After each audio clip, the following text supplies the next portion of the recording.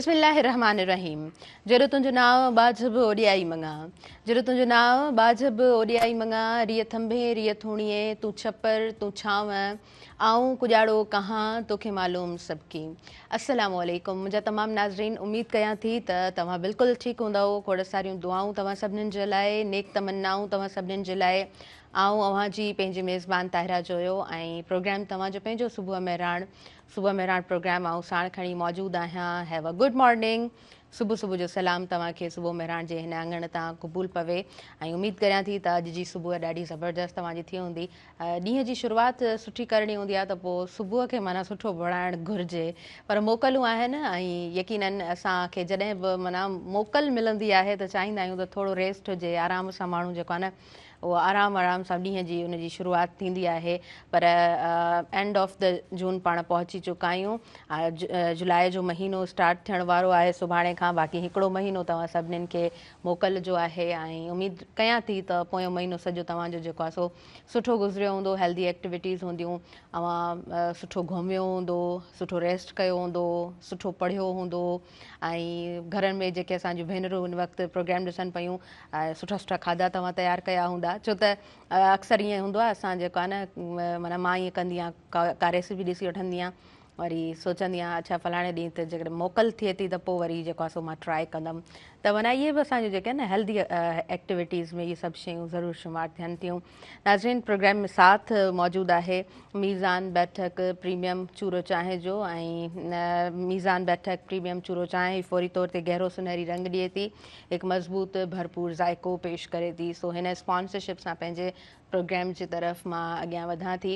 जनाब पहिरियों नंबर असांजी जेका निशस्त आहे हुन ते तशरीफ़ फरमा आहिनि सिंध यूनिवर्सिटी जा एसोसिएट प्रोफेसर आहिनि ऐं सोशोलॉजी संदन डिपार्टमेंट आहे। ॾाढा बहितरीनु उस्ताद आहिनि, ॾाढा सुठा ख़ूबसूरत इंसान आहिनि, उन्हनि जो ॻाल्हाइण जो अंदाज़ ॾाढो ज़बरदस्त आहे। मां ॻाल्हि कयां पई the one and only Imran Ali Nunari Sahib जिन जी। सर तव्हांखे भली कार चऊं था। अस्सलाम वालेकुम। कीअं आहियो? ठीकु आहियो? अल्हम्दुलिल्लाह माशाल्लाह जी ज़बरदस्त। सर तव्हां सां खोड़ सारियूं अॼु जे प्रोग्राम में ॻाल्हियूं कंदासीं ऐं जनाब असांजे प्रोग्राम में स्पोर्ट्स जे हवाले सां जॾहिं बि ॻाल्हि ॿोल थींदी आहे या स्पेशल को बि प्रोग्राम स्पोर्ट्स जे हवाले सां थिए थो त अव्हांखे हिकु चहिरो ज़रूरु स्क्रीन ते नज़र अचे थो। पाण अप टू डेट रहनि था, सुठी ॼाण अव्हां ताईं पहुचाईंदा आहिनि। मां ॻाल्हि कयां पई the one and only SM Nadeem Sahab जिन जी। सर तव्हांखे मां भली कार चवां थी। अस्सलाम वालेकुम। बहुत शुक्रिया। कैसे हैं आप? ठीक है अल्हम्दुलिल्लाह माशाल्लाह जी, ज़बरदस्त ज़बरदस्त। इमरान साहब मोकलूं आहिनि ऐं जिथे मोकलुनि खे ॿार स्टूडेंट्स इंजॉय कनि था त मुंहिंजे ख़्याल सां उस्ताद बि उन ई तरह हुननि मोकलुनि खे सुठे तरीक़े सां गुज़ारींदा आहिनि। सो कीअं गुज़रनि पियूं मोकलूं? अल्हम्दुलिल्लाह फर्स्ट क्लास गुज़रनि पियूं, घर में टाइम गुज़ारियूं पिया जी, पर उहो कोशिशि कयूं था त वेल्यूएबल टाइम हुजे। जीअं किताब खे पढ़णु आहे, ॿारनि खे टाइम ॾियणु आहे, सो बहितरीनु माशाल्लाह गुज़रनि पियूं। काफ़ी माण्हू वेंदा आहिनि, ॿाहिरि बि वेंदा आहिनि, मोकलुनि में विज़िट्स कंदा आहिनि।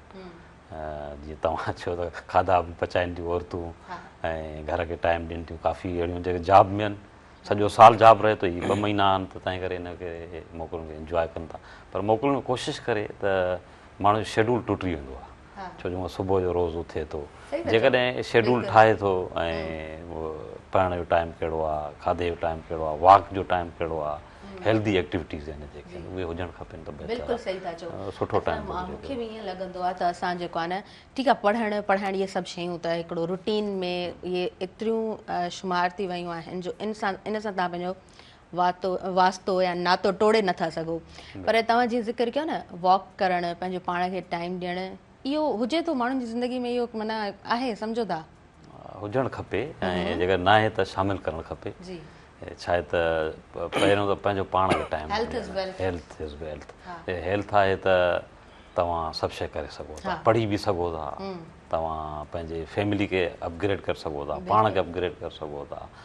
त टाइम पंहिंजो पाण खे ॾियणु लाज़मी आहे। चवंदा न लव योर सेल्फ, पंहिंजो पाण सां मोहबत कंदव त तव्हां सफ़ाई बि रखंदव, सिहत जो ख़्यालु बि रखंदव ऐं तव्हां अकेला न आहियो। छो जो किथे किथे हिकु फ़र्द सां उन जूं फैमिलीज़ जा मेंबर कनेक्ट हूंदा आहिनि, उन्हनि सां नसुल कनेक्ट हूंदा आहिनि जेके पुठियनि खे इनकरेज करे मोटिवेट करे अॻिते आणींदा आहिनि। तंहिं करे हिकिड़े फ़र्द जी तमामु वॾी अहमियत आहे। जेकॾहिं उहो ख़ासि तौर ते लीडर आहे, घर जो वॾो आहे, त त उन जी हेल्थ जो जेकर इशू थिए थो त घणा ई उन जा वरी ड्रॉबैक्स पोइ थी था चवंदा आहिनि न हिकिड़ो माण्हू लख थिए थो। हा सो इहा हक़ीक़त आहे। टाइम पंहिंजो पाण ॾियणु खपे छो जो हे जीअं पढ़णु आहे फूड ऑफ माइंड आहे, वरी जेके तव्हां इबादत कयो था फूड ऑफ सोल आहे, रूह जी ग़िज़ा आहे, दिमाग़ जी ग़िज़ा बि हुजणु खपे। ईअं जिस्मानी ग़िज़ा बि हुजणु खपे जंहिंमें तव्हांजे खाध खुराक जो ख़्यालु रखणु खपे, हेल्दी जेको आहे खाधो खाओ ऐं उन खां अलावा एक्सरसाइज़ लाज़मी आहे। ऐं अॼुकल्ह ॾिसूं था माण्हुनि खे शुगर जूं बीमारियूं, ब्लड प्रेशर जूं बीमारियूं, मुख़्तलिफ़ बीमारियूं डॉक्टर्स हिते अचनि था, तव्हांजे प्रोग्राम में ॿुधंदा आहियूं त वरिता पिया आहिनि, छो जो मामलात दुनिया में तमामु वसी थी विया आहिनि। प्रॉब्लम्स इशूज़, महांगाई, बेरोज़गारी, लोड शेडिंग, मसला ई मसला आहिनि हिते। पोइ तंहिंजे करे मसला वरी जल्दी बीमारियुनि खे जनम ॾियनि था। इन्हनि खे कंट्रोल करण लाइ, इन्हनि खे प्रिवेंट करण लाइ एक्सरसाइज़ लाज़मी आहे। उहो चवनि था त तक़रीबन तव्हांजी 40 to 30% इन्हनि शयुनि खे रोके। हा सही पिया चओ, बिल्कुलु ठीकु था चओ तव्हां। ऐं असां जेको आहे न हूअं बि असांखे इहो ॿुधायो वञे थो त 30 खां पोइ तव्हां जीअं ई माना वधंदा वञो था ऐं तव्हांजी एज जीअं वधंदी वञे थी त ज़ाहिरी ॻाल्हि आहे पोइ इंसानु जेको आहे न उन तरह उनजी बॉडी एक्टिव एॾी कोन हूंदी आहे, उनखे रखिणो पवंदो आहे। मतिलबु एक्सरसाइज़, थोरो वॉक, वार्म अप, इहो ॾाढो ज़रूरी आहे। ऐं तव्हां ॾाढी ख़ूबसूरत ॻाल्हि कई त इबादत जेको आहे सो उहा रूह खे ताज़ो बणाईंदी आहे। ऐं जेके पढ़ण जा आदी हूंदा आहिनि उन्हनि जे ज़हन जे लाइ जेका दिमाग़ जी ग़िज़ा हूंदी आहे उहा ज़ाहिरी ॻाल्हि आहे, उहा उनजी स्टडी हूंदी आहे। शायदि जेकी तव्हांखे शइ ख़ुशी ॾे, जंहिंमां तव्हां मुतमइन थियो, उहा जेकर तव्हां कयो था तव्हांजी लाइफ हिकिड़ी लग्ज़री आहे, इंजॉयबल आहे। जीअं आइनस्टाइन जे कंहिं प्रोग्राम में बि ॻाल्हि कईसीं त 24 कलाकनि हू कमु कंदो, 2-3 कलाक निंड कंदो, 24 कलाकनि मां कमु पोइ कंहिं पुछा कयोसीं हीउ कमु तव्हां सॼो ॾींहुं थको नथा? थको न आहे, हीअ मुंहिंजी लाइफ जी इंजॉयमेंट प्रोग्राम, मां हिन कम खे पंहिंजे इंजॉय थो कयां, छो आई लव माई वर्क। सो तंहिंजे करे जेको तव्हां कमु कयो था, भले इबादत कयो था, ऐं कंहिंजे तनक़ीद करण बि न खपे, छो जो ख़बर न आहे तव्हांखे जेकी शइ वणे थी ज़रूरी न आहे त ॿिए खे वणे। जेको तव्हांजी नज़र में हीरो आहे थी सघे थो ॿिए जी नज़र में विलन आहे, तव्हांजी नज़र में विलन आहे ऐं ॿिए जी नज़र में उहो हीरो आहे। त तंहिंजे करे इबादत आहे, मौसीक़ी आहे, किताब पढ़णु आहे, वॉक करणु आहे, हर शोभा ठाहिया आहिनि। तंहिंजे करे म्यूज़िक आहे, घणा ई आहिनि। इन करे जो हर फील्ड जो माण्हू हुजणु खपे। जे चवंदा आहिनि त बाबा म्यूज़िक छो था ॿुधो, हीअ ड्रामा छा आहे, फिल्मूं छो था ठहनि, इहे बि तव्हांजी रूह जी ग़िज़ा आहिनि, तव्हांजी हेल्थ जी ग़िज़ा आहिनि ऐं इहे रोकथाम कनि था तव्हांजे वार खे, कॉन्फ्लिक्ट्स खे, इशूज़ खे, यानी उन तरफ़ तव्हांजो माइंड न वेंदो। पर जेकॾहिं सिर्फ़ु तव्हांखे पढ़ाए वञे बंदूक कीअं हलाइबी आहे, कलेक्शन कोफ कीअं हलाइबी आहे, बम कीअं ठहे थो, त ॿार जो या वॾे जो कहिड़ो बि हुजे माइंड ओड़ो ठहंदो। जेकर तव्हां मौसीक़ी ॿुधो था, शाइरी पढ़ो था, तव्हांजो ऑटोमेटिक ज़हन ॿियो हूंदो। जे रूहानी किताब पढ़ो था त उहे तव्हांजो ॿियो हूंदो ज़हन। तंहिंजे करे हर शइ जी पंहिंजी पंहिंजी अहमियत आहे ऐं माण्हू जेको कमु पंहिंजे जेको आहे तबियत ते करे थो उहो उनजी हेल्थ जा इशूज़ तमामु घटि रहनि था। उन खे जीअं बीमारियुनि जी ॻाल्हि कयो साईं बि हाणे तव्हां ॿुधायो त फिज़िकल एजुकेशन जो आहे, छो जो त हेल्थ माने केतिरी अहमियत मेंटल हेल्थ ख़ासि तौर ते। ऐसे नदीम साहब मौजूद आहिनि, उन्हनि खां असां जेको आहे सो पुछूं था त अच्छा मुझे ऐसा लगता है कि हम वॉक करना हम भूल चुके हैं, खुद को टाइम देना अक्सर लोग भूल चुके हैं, मेंटल हेल्थ, फिज़िकल हेल्थ दोनों को बैलेंस रखना आजकल के दौर में बहुत कम लोग हैं जो दोनों चीज़ों को बैलेंस्ड वे लेके चल रहे हैं। बिल्कुल ठीक कह रही हैं आप।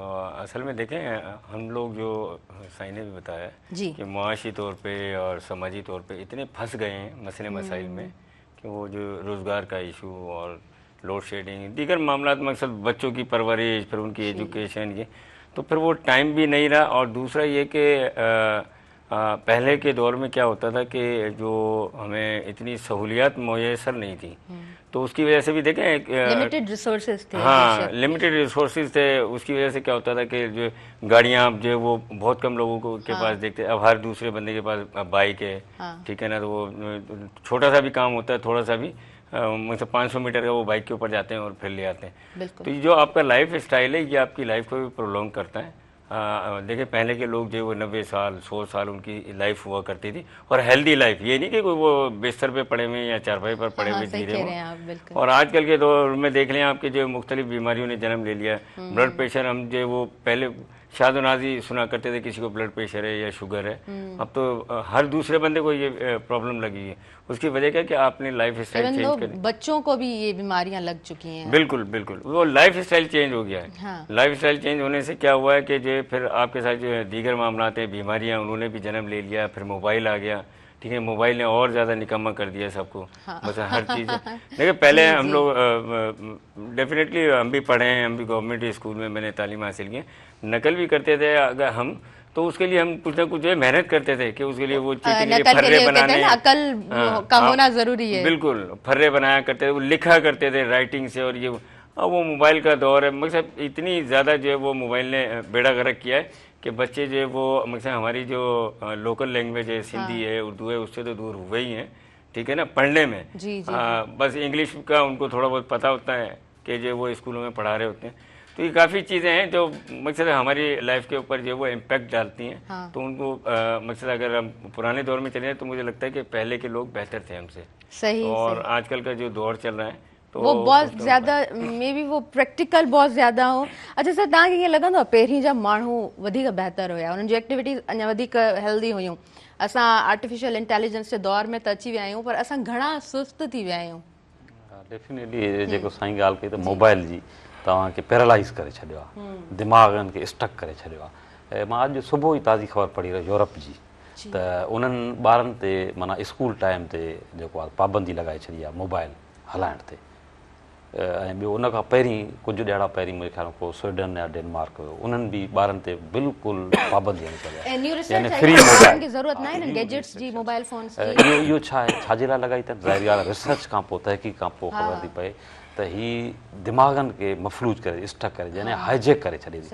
तव्हां महफ़िल में वेठा हो पर पोइ बि अकेला हो, हालांकि दुनिया सां कनेक्ट करे थी मोबाइल, तव्हां दुनिया जूं ख़बरूं ॿुधो था, ॾिसो था छा वहे वापराए थो, केरु किथे आहे, छा थियो आहे कंहिं इलाइक़े में। त पर उन जे बावजूदि हू जेकॾहिं फिज़िकल वेठो आहे कमरे में, हुजूं 10 माण्हुनि ते मोबाइल हणाए थो त हू तनहा माना महसूसु करे थो, पाण तनहा थी थो वञे। अॻियां माण्हू हेल्दी हुआ डेफिनेटली, शायदि कमकार कंदा ऐं पंहिंजे टाइम ते सुम्हंदा, टाइम ते सुबुह जो उथंदा, इहा ख़ुदि हेल्थ आहे, जेको टाइम ते सुम्हणु, टाइम ते उथणु ऐं टाइम ते खाधो खाइणु। हाणे जा ॿार छा आहिनि त ॾिसो था त राति जा 2-2, 3 थी था वञनि, नौजवान राति जो चैटिंग में लॻा पिया आहिनि, लैपटॉप ते वेठा आहिनि, कंप्यूटर ते मोबाइल में लॻा पिया आहिनि, ऐं इहो अलमियो आहे हिकिड़े क़िस्म जो। पोइ सुबुह जो उथनि था 1 बजे, 12 बजे, हुननि जी इहा सुबुह आहे, मंझंदि जे टाइम।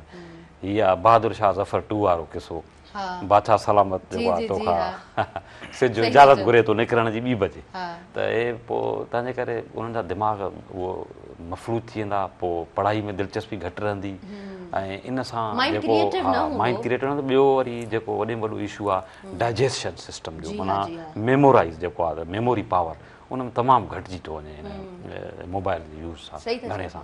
सो अॻियां तंहिंजे करे हेल्दी हूंदा इंसान, जीअं साईं ॻाल्हि करे रहिया त उमिरियूं बि वॾियूं हूंदियूं ऐं हेल्थ जा इशूज़ घटि रहंदा, ब्लड प्रेशर, शुगर जी बीमारियूं या ॿियूं बीमारियूं तमामु घटि हूंदियूं।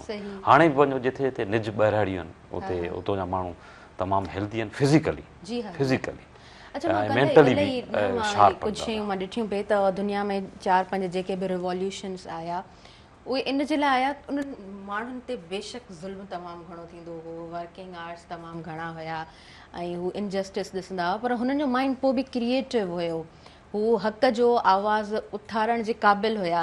ऐं अॼु सिर्फ़ु असां इहे किताबी ॻाल्हियूं पढ़ी रहिया हूंदा आहियूं ऐं एक्शन असांजो जेको आहे उहो ज़ीरो हूंदो आहे। इहे सम्झो था ईअं आहे? डेफिनेटली फ्रेंच रेवोल्यूशन जी तारीख़ पढ़ ॾिसूं, ऐं हिन जो किताब बि आहे मोहम्मद इब्राहिम जोए साहब जो, फ्रेंच मुंहिंजो पढ़ियलु आहे, अंग्रेज़ी में पढ़ियलु आहे फ्रेंच इनकलाब, त उन में 18-18 कलाक नौजवान या वॾी उमिरि जा, त पोइ जी ॻाल्हि आहे ॿारनि खां बि औरतुनि खां बि कमु वरितो वेंदो, पर पोइ बि उन्हनि जी हेल्थ हूंदी। ऐं उन में ॾिठो असां त वॾनि वॾनि फिलासफ़रनि जनमु वरितो, रूसो, वाल्टियर ऐं जेके आहे त सुकरात जहिड़ा फिलासफ़र। सुकरात उन खां अॻु जो हुयो, रूसो हुयो, वाल्टियर हुयो, त उन्हनि कीअं माण्हुनि खे इनकरेज कयो, लेबर क्लास खे, जीअं तव्हां ॻाल्हि कयो हेल्थ जा इशू, दिमाग़ हूंदा, ऐं उहे आवाज़ उन्हनि उथारियो, हुननि आइडिया डेवलप कया, माण्हुनि जे ज़हन में विधो त बाबा हीअ हुकुमराननि जेके तव्हां ज़ुल्म कयो था, इवन जेके मिर्च ख़रीद कंदा हुआ, मिर्च माना चवंदा आहिनि त बाबा इहे त तव्हांखे को फ्री में बि ॾेई सघे थो, अहिड़ी शइ आहे, त उन्हनि ते बि टैक्स हूंदी, रोड ते हलण जी टैक्स हूंदी, त त उन्हनि खे आइडिया ॾिना रूसो वाल्टियर ऐं ॿियनि फिलोसोफरनि, पर उन ते अमल लेबर क्लास कयो, मज़दूर तबिके पाण उथी खड़ा थिया, एजाद कयो ऐं बादशाह जे तख़्त खे लोॾे उनखे ख़तमु करे गिराए छॾियऊं ऐं इनकलाब आयो हिन में पूरे यूरोप में, ऐं फ्रेंच इनकलाब खां पोइ ॿिया इनकलाब आया ऐं इवन ॿिया रेवोल्यूशन जेके बि असां ॾिसूं, कार्ल मार्क्स त हालांकि जर्मनी लाइ चयो, पर जर्मनी में रशिया में, चाइना में, क्यूबा में, वियतनाम में, ये सभिनि लेबर क्लास जेको आहे त इनकलाब आंदा हिन में, उन्हनि जा उन्हनि जी जेको आहे त पोरियो हुयो, उन्हनि जो आवाज़ु हुयो, उहे जेको आहे त हिन लाइ उथिया। हाणे माण्हू काफ़ी इशूज़ आहिनि तव्हांजी, इवन जेके कानून तव्हांखे ॾिए थो इजाज़त त तव्हांजा राइट्स कहिड़ा आहिनि ऐं गवर्नमेंट खे छा करणु खपे, काफ़ी अहिड़ा इशूज़ आहिनि जेके माण्हू पाण उथणु खपे उन्हनि लाइ। ऐं असां ॾिठोसीं त उन्हनि रिवॉल्यूशन्स खां पोइ आम माण्हुनि जी तहरीकूं कीअं जनम वरितियूं, उतां खां पोइ हुन आम माण्हुनि कीअं लीड कयो आहे, कीअं जेको आहे ट्रैक ते पहुता आहिनि। पर मां सम्झां थी अॼु बि माण्हुनि में ज़रूरत आहे, जॾहिं डोनाल्ड ट्रम्प खां दुनिया हिकिड़ो जेको आहे न ख़ौफ़ ऐं हिरास में हुई, उतां जा माण्हू ॾिसो कीअं एहतिजाज कनि पिया। अच्छा, पाण वधीक कंटिन्यू कयूं था, नाज़रीन वक़्तु थी वियो आहे शॉर्ट कमर्शियल ब्रेक जो ऐं प्रोग्राम सां साथ मौजूदु आहे मीज़ान बैठक प्रीमियम चूरो चांहि जो। ख़ुशियूं ख़ुशियुनि जो मतिलबु आहे वेहकूं बैठकूं, ऐं हिकु सुठी बैठक लाइ अहिड़ी चांहि ज़रूरी आहे जेका उनजी पंहिंजाइप सां हम आहंग हुजे। काॾे न वञिजो, ॾिसंदा रहिजो तव्हांजो पंहिंजो प्रोग्राम सुबुह महिराण।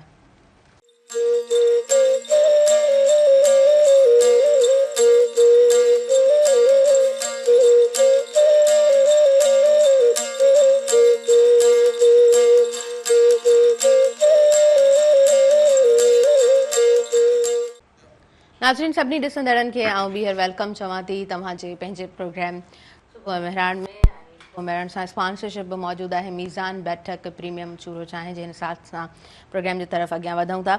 अच्छा, असां जेको आहे सो अक्सर इन हवाले सां ज़िक्र कंदा आया आहियूं त ओवरऑल दुनिया में मौसमी तब्दीलियुनि जो तमामु वॾो असरु आहे। सो अॼु जा जेके असांजा मुअज़्ज़िज़ महिमान मौजूदु आहिनि उन्हनि सां बि उन हवाले सां थोरो ज़िक्र कंदासीं। अच्छा, एस एम नदीम साहब, हम देख रहे हैं कि दुनिया के वो जो बहुत ज़्यादा ठंडे ममालिक जो हैं वहाँ पे भी बहुत ज़्यादा अभी गर्मी हो रही है, डेफिनेटली क्लाइमेट चेंज है, क्या कहना चाहेंगे? देखिए, ये गर्मी का ही सीज़न है हमारे यहाँ तो पाकिस्तान में, और कुछ चेंजेस आ रही हैं ग्लोबलाइज, अगर आप देखें तो चेंजेस आ रही हैं क्लाइमेट के अंदर, उसके इफेक्ट जो है। अच्छा, फिर क्लाइमेट जो चेंज होता है उसकी कुछ मुख्तलिफ वजूहात भी होती हैं, जैसे जंगों का होना, जंगें बहुत ज़्यादा हो रही हैं, बारूद का इस्तेमाल करते हैं, सही बात है। या फिर जो कुछ जगह पर बारिशें बहुत ज़्यादा होती हैं तो वहाँ पर ठंडा हो जाता है मौसम। मतलब जो हमारे फॉसिल्स हैं, जो कुदरती ज़राएँ, उनकी भी कमी होती है इनके साथ साथ। तो आप ये देखेंगे कि अभी अमेरिका जो वो हर तरफ जो वो कूदा हुआ है, कभी वेनेजुएला में, कभी ईरान में, कभी किधर, कभी, तो वहाँ पे भी डेफिनेटली जो उसके असरात तो आते हैं ना। फिर दरख्त जो हैं वो जो हमारे जो पौधे हैं, दरख्त हैं, उनकी भी कटाई बहुत ज़्यादा हो रही है, आबादी बढ़ रही है। आबादी का बढ़ना एक ये भी वजह है कि जिसकी वजह से क्लाइमेट में चेंजेस आ रही हैं।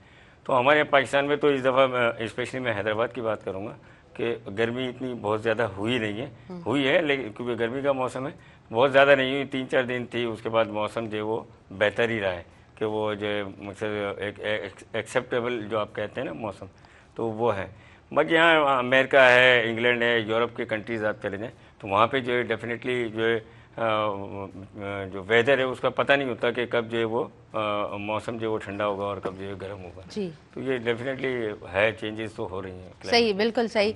अच्छा नूनारी साहब, असां जेकॾहिं ॾिसूं त किथे ज़िलज़िला अचनि पिया ऐं माना अमेरिका ऐं लंडन जहिड़े मुल्कनि में असां ॿुधूं पिया त गर्मियूं आहिनि, माण्हू एसी जेको आहे घरनि में फिट कराइनि पिया, स्विमिंग जे लाइ वञनि पिया, कीअं ॾिसो पिया हीअ तब्दीलियूं मौसमी इलाही बर्निंग इशू आहे दुनिया जो ही?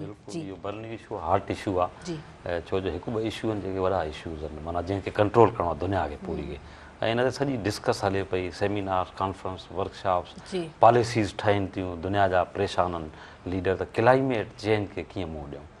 जीअं कल्ह ई मां ताज़ी रिपोर्ट यूनिसेफ जी पढ़ी रहियो हुयुसि, त हा बिल्कुलु इहा फ्रेश, तव्हां त अचानक सुवाल अची वियो, पर फ्रेश यस्टरडे कल्ह ई मुंहिंजी नज़र मां गुज़री पई रिपोर्ट, त उहे ॿुधाइनि पिया त 1.1 बिलियन ॿार सिर्फ़ु दुनिया में क्लाइमेट चेंज जे करे असरु उन्हनि ते आहे।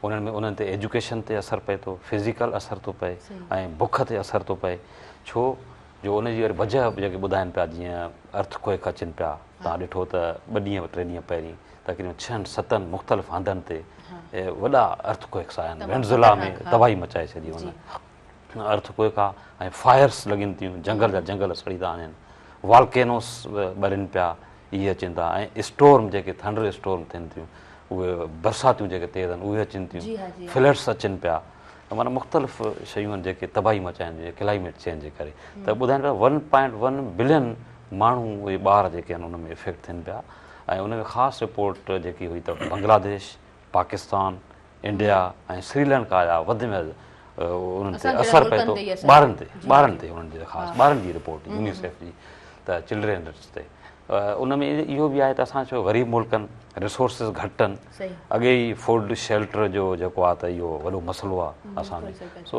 क्लाइमेट चेंज ते वॾी हार्ड डिबेट थी रही आहे कोशिशि कनि था इनखे कीअं कंट्रोल कजे पर जीअं त दुनिया में ॾिसो था गर्मी यूरोप जे मुल्क में जीअं तव्हां पोइ सवेर सुवालु कयो त फ्रांस में जर्मनी में ॾिसो 1300 मथे माण्हू मरी विया आहिनि ऐं एयर कंडीशन लॻाइण हाणे कनि पिया उते वॾो अलमी आहे एयर कंडीशन न आहे त इहो इन तरफ़ इन करे ॿियो जेको आहे पाणी जो स्विमिंग पूल्स जो दरियानि जो ऐं समुंड जो रुख कनि था पर राति जो केॾांहुं वेंदा राति जे टाइम त स्विमिंग पूल ते न वेंदा निंड बि आराम बि करणी आहे उहो आराम कीअं ईंदो ऐं 40 सेंटीग्रेड ते 1300 माण्हू मरी विया आहिनि 40 असां वटि हिते ॾिसो था 50 सेंटीग्रेड आहे पोइ बि 2 बजे 3 बजे बि माण्हू होटलनि ते भरिया पिया आहिनि होटल चांहियूं पीअनि था इहो छा आहे त उन्हनि जा उहे आदी न आहिनि शयुनि जा हुननि जा एरियाज़ छो कोल्ड आहिनि समुंड जे विच में आहिनि के जज़ीरा आहिनि त इन करे उहो कोल्डेस्ट एरिया आहिनि ऐं उते सर्दियुनि में त ख़ासि तौर ते -5 -7 माइनस आहे सर्दियुनि जे टाइम में त तंहिंजे करे उते अहिड़ी मौसम अचानक क्लाइमेट जो चेंज थियणु उन्हनि लाइ हिकिड़ो वॾो सरप्राइज़िंग आहे ऐं इहो वॾो चैलेंज आहे त हाणे उनखे आईंदा कीअं मुंहुं ॾिजे छो जो जेके ईंदड़ साल आहिनि चवनि था त उहे गरम तरीन थींदा ऐं पाकिस्तान लाइ बि इहो ॿुधाइनि था त जीअं ग्लेशियर पिघरणु शुरू कनि पिया ऐं 2 ॾींहं पहिरीं इहा वार्निंग बि जारी कई अथनि जेके टूरिस्ट अचनि था इन कश्मीर साइड गिलगित साइड या ॿियनि में त हिते कोशिशि कनि त घटि अचनि ऐं न अचनि त बहितर आहे हींअर ईंदड़ छो मॉनसून शुरू थी वई आहे ऐं ॿियो लैंडस्लाइडिंग जो ऐं ग्लेशियर पिघरण जो तमामु ख़तरो आहे वॾो हिन साल ख़ासि तौर ते ऐं चवनि था न 5 झील थी सघे थो फाटण जा बि चांसिस आहिनि इहा रिपोर्ट बि आई सो क्लाइमेट चेंज जा वॾा इशूज़ आहिनि पाकिस्तान जे पॉलिसी मेकर्स खे बि इन ते कमु करणु खपे जीअं वण असां बजाए पोखण जे वढींदा वञूं था ऐं जंगनि खे घटाइण जे बजाए वधाईंदा वञूं था ऐं हीअं त ॾिसो था दुनिया में हर मुल्क कोशिशि करे थो त असां वधि खां वधि हथियार ठाहियूं जेका हथियार ठाहींदा त फैक्ट्रीज़ हूंदी उन में पॉल्यूशन उहो पैदा थींदी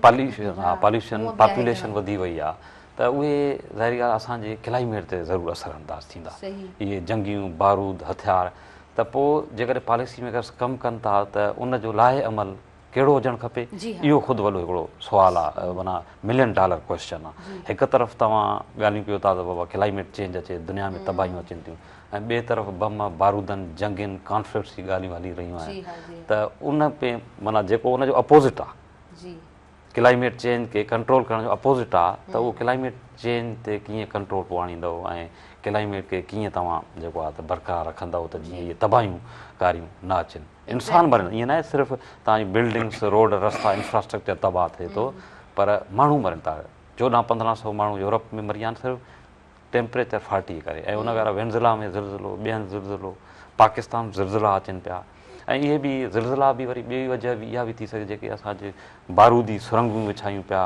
ऐं एटमी धमाका जेके तजुर्बा थियनि था उहो ज़ेर ज़मीन थियनि था छो ऐं उहो प्लेट्स जेके ज़िलज़िलो जंहिंजे करे ईंदो आहे प्लेट्स छो जो लुलंदियूं आहिनि हेठां त उन्हनि ते इहे असरअंदाज़ थींदा आहिनि इहे रिपोर्ट्स इहे मां न चई रही चयो वञे थो त ज़मीन खां आसमान ताईं इंसान जेको आहे न बारूद गॾु करण में लॻी वियो आहे त पोइ इहा हक़ीक़त आहे त उहा ज़मीन जी जेका असां वटि चादर विछायल आहे उते बि असां बारूद सां तबाही करण जे लाइ तयारु आहियूं ऐं आसमान जी बुलंदी ताईं असां उहा तबाही करण जे लाइ ॾिसो हिन जेको ईरान जंग खां पोइ ख़ासि तौरु जेको इसराइल अमेरिका विढ़ी आहे उन खां पोइ जर्मनी फ्रांस ॿियनि मुल्कनि ऐलान कयो आहे त असां पंहिंजा बारूद वधाईंदासीं एटमी ताक़त वधाईंदासीं डिफेंस मैकेनिज़म जो जेको सिस्टम वधाईंदा डिफेंस बजट हर मुल्कनि वधाए छॾी आहे ऐं इसराइल सां को बि हिननि जो अहिड़ो रिलेशन ख़ासि न आहे डिप्लोमेटिक जेको सऊदी अरबिया ऐं UAE जो, पर उन जे बावजूदि जेको आहे त उहे हथियार प्रोवाइड कंदा हिनखे सऊदी अरबिया खे ऐं UAE खे सोफिस्टिकेटेड वेपन्स ॾींदा। त जेकर उन्हनि खे वेपन्स ॾियनि था ऐं इहो छाजे करे सॼो थियो आहे, सॼो ॾिसो न जेको सिनारियो ठहियो आहे, न ई रीजनल सिनारियो बल्कि वर्ल्ड सिनारियो पूरो ईरान वार जे करे ठहियो आहे। रीजन में जेको उन्हनि हमला कया ईरान, उन जे करे उन्हनि खे डिफेंस हाणे अॻिते सोचंदा अॻिते कीअं पंहिंजो असां डिफेंस मैकेनिज़म जोड़ियूं। ऐं ॿिए तरफ़ ॿी जेको पॉइंट आहे त अमेरिका उन जो गारंटीयर हुयो सिक्योरिटी लाइ, ऐं तंहिंजे करे जेको आहे त मिलियन्स डॉलर्स जेको आहे त ख़र्चु कंदो हुयो अमेरिकन सिक्योरिटी ते। ऐं इहा बि ॻाल्हि नाज़रीन खे हिते ॿुधाईंदो हलां त इहा हिकिड़ी थी सघे थो घणनि माण्हू ख़बर न आहे त अमेरिकन जा जेकॾहिं एयर बेसिस उते आहिनि या ॿिया बेसिस मौजूदु आहिनि हिन में जेके गल्फ कंट्रीज़ में, ऐं उहे छाजे लाइ मौजूदु आहिनि त अमेरिका चयो त बाबा तव्हांखे असां सिक्योरिटी प्रोवाइड कंदासीं। उन्हनि जो जेको ख़र्चु आहे उहे अरब कंट्रीज़ ख़ुदि भरींदा आहिनि, ईअं न आहे त को अमेरिकन उहे भरींदा आहिनि। जेकॾहिं उहे ख़र्चु बि एतिरो भरनि था, एतिरो करोड़े खरबे रुपया ख़र्चु कनि था पंहिंजी उनजी डिफेंस ते ऐं अमेरिकन्स ते उते जेके वेठा आहिनि बेसिस में, त उनजे बावजूदि उहे मुल्कनि जी हिफ़ाज़त नथो करे सघे अमेरिका, ऐं न ई पाण उहे करे सघंदा, पाण त क़ाबिल आहिनि कोन, उन्हनि एतिरी फोर्सिस मौजूदु न आहे, डिफेंस कैपेबिलिटी मौजूदु न आहे, क्रेडिबिलिटी मौजूदु न आहे, फोर्स एतिरी मौजूदु न आहे जो हू मुंहुं ॾेई सघनि ईरान जे मिज़ाइल्स खे या ॿाहिरियों को बि हमिलो थिए थो एक्सटर्नल, त पोइ फ़ाइदो कहिड़ो थियो, इहे एतिरो पैसो भरण जो फ़ाइदो कहिड़ो थियो। सो तंहिंजे करे इहे क्लाइमेट चेंज ते कंट्रोल करणु, जंगियुनि ते कंट्रोल करणु ऐं हथियारनि ते कंट्रोल करणु, इहे टे वॾा इशूज़ आहिनि हींअर दुनिया, छो जो क्लाइमेट चेंज त हर माण्हू जो जेको आहे त मौज़ू आहे ऐं हर माण्हू ते इफेक्ट करे थो, त ईअं जंगियूं बि जेको आहे त इफेक्ट कनि थियूं। हाणे ॾिसो ईरान जेका जंग थी आहे त ईअं न आहे त ईरान सां विढ़ियो त ईरान ते इम्पैक्ट पियो, उनजो पूरी दुनिया ते त इम्पैक्ट पियो आहे, पाकिस्तान ते पियो आहे। तव्हां ॾिसो पेट्रोल किथां खां किथे वञी पहुतो, 250 खां 200 खां बल्कि 160-70 रुपए खां हिन हुकूमत खां जेकी आई आहे उन खां पोइ जेको वधियो आहे त 500 जे लॻभॻि थी वियो। इहो सिर्फ़ु छाजे करे, वार जे करे। अॻे तव्हां प्रॉब्लम्स में हुजो, दुनिया प्रॉब्लम्स में हुजे ऐं क्लाइमेट जा इशूज़ हुजनि, बरसातियूं ऐं ज़िलज़िला अचनि, तबाहीकारियूं अचनि, ऐं ॿिए तरफ़ वरी तव्हां हथरादू तबाही पैदा कयो जंगनि जे ज़रिए, त उनजा असरात पाकिस्तान ते बि आहिनि, दुनिया ते पिया आहिनि पूरी ते। अच्छा, तव्हां बिल्कुलु सही पिया चओ, कंहिं हिकु कंट्री जो ज़िक्र न पियो थिए, ही वर्ल्ड वाइड ही जेके आहिनि न तबाहियूं फैलण जा वॾा ख़तरा आहिनि, ऐं असां जेको आहे न हींअर इन्हनि तमामु शयुनि खे मुंहुं ॾींदा हलूं पिया, पर इनकमिंग फ्यूचर छा थींदो इहो हिकिड़ो वॾो सुवालु आहे। जेकॾहिं असां इन्हनि तमामु शयुनि ते कंट्रोल न कयो त रीसेंट जेका असां वटि रिपोर्ट आयल आहे उनमें ॿुधायो वञे थो त गर्मियूं 2050 ताईं जेको आहे न इहे कंटिन्यूअसली असांखे बर्दाश्त करणियूं आहिनि, ऐं उनखां पोइ जेकर थधो मौसम थींदो त उनखां पोइ थींदो, त इहो हिकिड़ो वॾो टाइम आहे। थधो थींदो इहो हिकिड़ी प्री अज़म्पशन्स आहे, माना हिकिड़ी माना हाइपोथीसिस आहे, जेका न आइडियाज़ जंहिं ते डेवलप थियल आहिनि, पर छा थींदो ऐं तेसीं ताईं दुनिया रहंदी।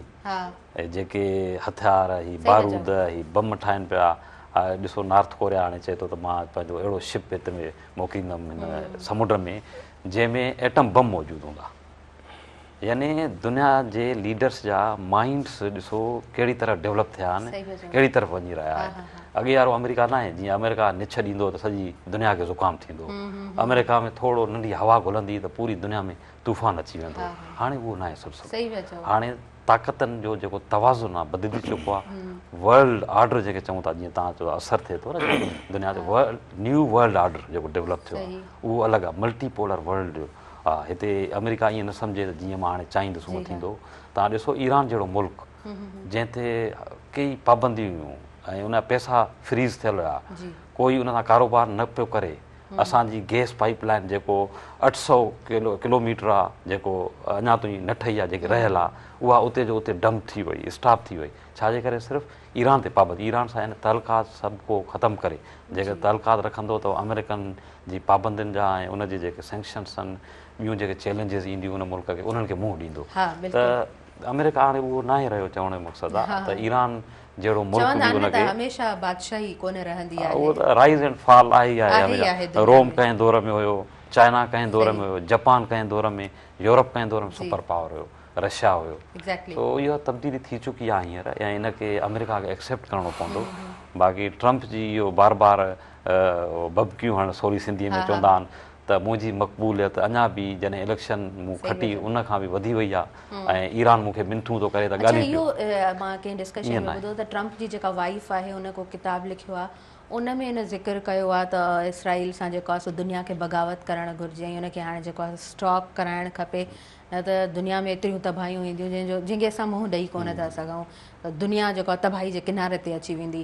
सो इहे सभु ॻाल्हियूं त बिल्कुलु बिल्कुलु इहो उन खां अलावा ॾिसो न अमेरिकन पूरी आवाम जी हाणे जेके सर्वे कयूं उन में जेको आहे मेजॉरिटी ईअं चयो त ईरान जंग खटे चुकी आहे ऐं जेके हीअ आहे त ख़ुदि अमेरिका जी जंग न आहे इसराइल जी जंग आहे ऐं इसराइल में ख़ुदि जेकी सर्वे कयूं त उहा बि ख़ुदि नेतन्याहू जी पॉलिसी जे ख़िलाफ़ हुयो छो जो उन्हनि जूं तबाहकारियूं आहिनि। तव्हां हिकिड़ी सुखी सताबी ऐं ज़बरदस्त क़िस्म जी लाइफ गुज़ारियो पिया ऐं तव्हांखे जंगनि में धकेलियो वञे अमेरिकन आवाम कॾहिं न चाहींदा। इन जी तारीख़ तव्हां पढ़ी ॾिसो जेकॾहिं न त जॾहिं वर्ल्ड वार 1 लॻी त सख़्तु उनजी आवाम नाराज़ थी छो जो वर्ल्ड वार 1 जेकी 1914 खां 19 ताईं लॻी ठीकु आहे 5 सालनि लाइ त उन में 1917 में अमेरिका माना इन्वॉल्व थियो पर उन में आवाम उनजी नाराज़गी छो जो उहा आवाम लग्ज़रियस में गुज़ारे पई न्यूट्रलाइज़ गुज़ारे पई का मुदाख़लत न हूंदी उन खां पहिरीं अमेरिका में।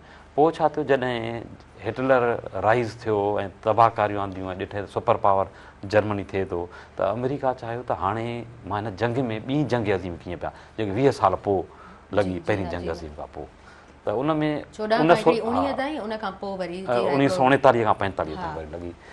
सो अमेरिका परेशान हुयो त कीअं अमेरिका शुरू में शामिलु न थियो छो जो हुन ख़बर हुई त असांजी आवाम हिन जंग जे ख़िलाफ़ु वेंदी ऐं ख़िलाफ़ु रही आहे पहिरियां बि वर्ल्ड वार 1 में। पोइ उन हिकिड़ो इहा हिकिड़ी रिसर्च प्रूव कयो आहे मां नथो चाहियां तहक़ीक़ त जेको पर्ल हार्बर ते अटैक कयो जापानीज़ त उहो अमेरिकन खे ख़बर हुई पर उन्हनि चयो हीअ जहाज़ अचनि ऐं हिनखे तबाह कंदी असां बहानो बणाए आवाम खे चऊं ॾिसो त हीअ जापान सुपर पावर थी अमेरिका खे बि तबाह कंदो तबाह करे छॾींदो तंहिंजे करे त अमेरिका खे जंग में हिन में शामिलु थियणु खपे ॿी जंग अज़ीम में ऐं जापान खे ऐं जर्मनी खे ख़तमु करणु खपे। पोइ थियो ईअं ई उनखे बहानो बणाए जंग ॿी में शामिलु थियो। चवण जो मक़सदु इहो आहे त आवाम उतां जी कॾहिं न चाहींदी आहे ऐं हाणे बि इहो ई आहे आवाम लग्ज़री आहे ऐं काफ़ी मुंहिंजी हिकिड़े कचहरी थी अमेरिकन्स उहो सिटीज़न्स जो उन चयो उतां जी काफ़ी मेजॉरिटी जी आवाम खे त ख़बर ई कोन्हे त सियासत छा ही छा करणु हू मस्तु मगन। तव्हां ॾिसो न अमेरिकन जी लाइफ में केॾी मस्तु मगन हुजे ख़ुदि अमेरिकन सदर आहे बि कहिड़ो मस्तु मगन लॻो पियो आहे हालांकि सदर आहे हुनखे त सियासत जी सॼी ख़बर आहे पर हुनजो स्टाइल ॾिसो न असुली अमेरिकन वारो आहे। ॿिया सदर ठीकु आहे पंहिंजे प्रोटोकॉल से हूंदा पंहिंजे जेको फॉर्मल तरीक़े सां हूंदो आहे पर हीअ जीअं अमेरिकन आम हूंदो आहे न पर हीअ सियासत ॼाणे थो अमेरिकन सदर आहे पर हिन स्टाइल आम अमेरिकन्स जेके हूंदा आहिनि मस्तु मगन हूंदा आहिनि स्टेटमेंट में हावी ऐं चढ़ाई करण वारा ॻाल्हाइण में पहल करण वारा ऐं मथां ईअं डामिनेंसी ॼमाइण वारा। हाणे ॾिसो कल्ह हुनजो बयानु आयो आहे चए ईरान मूंखे मिनथूं करे पियो त असां ॻाल्हियूं कयो ऐं ईरानी सदर जो वरी बयानु असां त हुनखे चयो ई न आहे न असां ॻाल्हियूं कयूं था ऐं चए त ट्रंप खे बसि अलाए कहिड़ी हिकिड़ी फैंटेसी जी दुनिया में आहे हुनजा अचानक अहिड़ा ट्वीट अची वेंदा आहिनि दुनिया ते हैरान थी वेंदी आहे यूटर्न जो बादशाह आहे। ट्रोनी कल्ह न ट्रोनी जी ॻाल्हि आहे जियो बाइडन जेको एक्स सदर आहे अमेरिका जो हुन बयानु ॾिनो ट्रंप 3 शयुनि जो जेको आहे त हरूभरू जो पाण में अथसि हिकु त ख़ुदि पसंदी माना पाण खे सम्झे थो मां ख़ूबसूरत आहियां शहनशाह आहियां ऐं ॿियो जेको वाइदनि जो कचो टियों नाकाम इंसान इहे मुंहिंजी जियो बाइडन जी ॻाल्हि करे हुन छो 3 शयूं इहे हिन में मौजूदु आहिनि ऐं हीअ जंग खटे न चुका ऐं अॼुकल्ह जेको हिन एग्रीमेंट कनि था जेको लास्ट वीक में एग्रीमेंट थियो स्विट्ज़रलैंड में बि उन में चवनि था त उनखे कंपेयर कनि था मतिलबु ओबामा जे दौर जो छो जो हू मुखालिफ़ पार्टी आहिनि ऐं हाणे ट्रंप जे दौर में जेको एग्रीमेंट थिए पियो उन में कहिड़ो फ़र्क़ु आहे कहिड़ो सक्सेसफुल आहे। हाणे ॾिसो स्विट्ज़रलैंड में जेका ॻाल्हियूं थियूं हफ़्तो अॻु त उन में 3 ॻाल्हियुनि ते ख़ासि तौर ते ॻाल्हियूं थियूं। हिकु त अमेरिकन जेको आहे त सैंक्शन्स जेके लॻाई आहिनि उन्हनि ते उनखे लिफ्ट कंदो। ॿियो जेके पैसा जेके फ्रीज़ थियल आहिनि ईरान जा उहे अनफ्रीज़ कंदो जीअं कतर में आहिनि स्विट्ज़रलैंड में ॿिए हंधि जिथे जिथे दुनिया में अथव उहे अनफ्रीज़ कंदो। ऐं टियों जेके main point E first and foremost Lebanon में जेके फोर्सिस आहिनि इसराइल उहे विथड्रा कंदा उन्हनि खां उतां उहे हटी वेंदा। हाणे तबसरे निगार इहे माना दुनिया में चवनि था इवन आई माई सेल्फ मां पाण बि त जेको मेन इशू आहे जंहिंजे करे जंग विड़ी वई, जंग छो विड़ी वई उहो चए त हालांकि अॻिते कंदासीं ॻाल्हियूं पर अॻिते थींदियूं न थींदियूं, केतिरियूं थींदियूं, कामयाबु वेंदियूं न वेंदियूं, इहो त अञा माना का ख़बर न आहे। त उन में असुलु ॻाल्हि त थी कोन जंहिंजे करे चवंदा जंग विड़ियूं ऐं बार बार ट्रम्प चए थो त बाबा हीउ जेको आहे त तव्हां एटम बम न ठाहींदो, यूरेनियम खे इनरिच न कंदो। ऐं यूरेनियम इनरिचमेंट छा आहे इहे आम माण्हू खे शायदि ख़बर न आहे त जीअं हिन वटि 400 किलोग्राम जेको आहे यूरेनियम मौजूदु आहे ऐं जॾहिं तव्हां 60% ते कंदा इनरिच यूरेनियम कंदा त एटम बम ठहंदो, उन खां पहिरीं तव्हां एनर्जी लाइ इस्तेमालु कंदा, बिजली ॿियो टियों इहो वग़ैरह जीअं ठहे थी। त तंहिंजे करे हिन वटि कैपेसिटी केतिरी आहे नी 400 जेकॾहिं आहे त 10 एटम बम ठाहे सघे थो ईरान। त उन ते त का डिस्कशन न थी आहे स्विट्ज़रलैंड में ऐं चवनि था उहो पोइ ॾिसंदा त नेक्स्ट में ऐं 60 डेज़ जो तव्हां ॾिठो त थियो त 60 ॾींहंनि में माना हतमी कंहिं शिकिल ते पहुचंदासीं ऐं कंहिं मुआदे ते पहुचंदासीं जेकॾहिं हिन जेके ॻाल्हियूं थियूं इन ते जेकॾहिं असां लाहे अमल कयोसीं त अॻिते। पर ईरान चए थो जेकॾहिं इन जेके फ्रीज़ आहिनि जेसिताईं अनफ्रीज़ न कंदव ऐं स्ट्रेट ऑफ हार्मोज़ जेको मेन पॉइंट आहे जेको रूट माना ईरान जे तरफ़ां स्ट्रॉन्गली जेको आहे न उहो पंहिंजी डिमांड्स रखी वेठो आहे, ईरान उहो बिल्कुलु पंहिंजी जॻह ते उहो सही बि आहे ऐं उहो पंहिंजी ताक़त जो जेको मुज़ाहिरो करे पियो ऐं राइट टाइम ते राइट शइ साम्हूं अचे, इहा माना तारीख़ में इहा शइ काउंट कई वेंदी आहे। न उहो हाणे ॾिसो न जंग में त फतह कयईं फिज़िकली ऐं वार में टाइम में वार दौरान, पर डिप्लोमेटिकली ऐं तव्हां ॾिठो जॾहिं हू जहाज़ ते चढ़िया त सीटनि ते जेके स्कूल में पहिरियों बम किरायो जॾहिं आयतुल्लाह ख़मैनी खे शहीद कयो वियो उन ॾींहुं पहिरियों बम किरियो स्कूल ते, ॿारनि जे स्कूल ते, ठीकु आहे, नियाणियुनि जे ते ऐं उते ॿार 100 तक़रीबन 8 ॿार मरी विया, उन स्कूल जो ख़ासि नालो हुयो। तंहिं करे हर हिकु बैच लॻल हुयो ऐं जहाज़ ते नालो उन्हनि लिखियो उन स्कूल जो नालो, जीअं दुनिया खे ख़बर पए त हिननि कीअं ॿार असांजा मारिया बम किराया अमेरिकन। यानी इहो छा हुयो हिकिड़ी डिप्लोमेसी में चऊं था, इहा उन्हनि जी विनिंग हुई त दुनिया खे कीअं ॾसे सघियूं ह्यूमैनिटेरियन ग्राउंड ते, इंसानियत जे ग्राउंड ते ऐं हिन खां जेको आहे जंग खां हटी करे।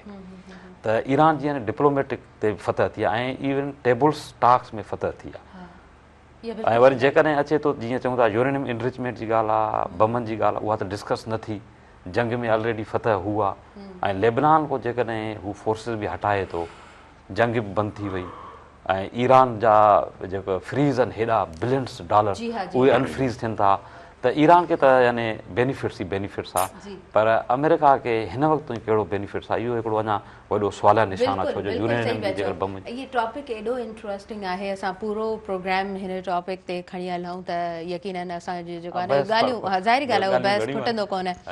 जी हा, तव्हां अप टू डेट बि रहो था, मां हमेशह ज़िक्र कंदी आहियां त इमरान अली नूनारी साहिबु ॾाढे सुहिणे अंदाज़ में ॻाल्हाइण जो उन्हनि वटि हुनर आहे, सो ॾाढो सुठो लॻे पियो प्रोग्राम कंडक्ट कंदे। SM नदीम साहब मौजूद हैं।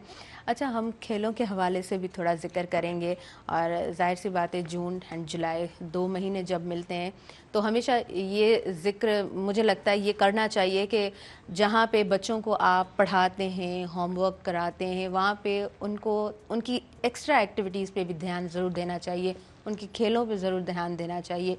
आप क्या समझते हैं, ये चीज़ होनी चाहिए? हाँ बिल्कुल, देखें अभी आजकल समर कैंप लगे हुए हैं मुख्तलिफ़ जगहों पर और मुख्तलिफ़ खेलों की एक्टिविटीज़ भी चल रही हैं। उसके साथ साथ जो वो फीफा फुटबॉल वर्ल्ड कप वो भी चल रहा है, उसको भी इंजॉय कर रहे हैं। तो एक इन्वायरमेंट क्रिएट हुआ है पूरी दुनिया के अंदर। फुटबॉल एक ऐसा खेल है जो पूरी दुनिया में सबसे ज़्यादा पसंद किया जाने वाला खेल है। तो उसको बच्चे भी बड़ा जो है वो ऑब्लाइज करते हैं, फिर उनके अपने स्टार्स हैं, अपनी टीमें हैं। हाँ, और इस दफ़ा मेगा इवेंट मेसी है, एम्बापे है, नेमार जूनियर है और मुख्तलिफ लोग हैं।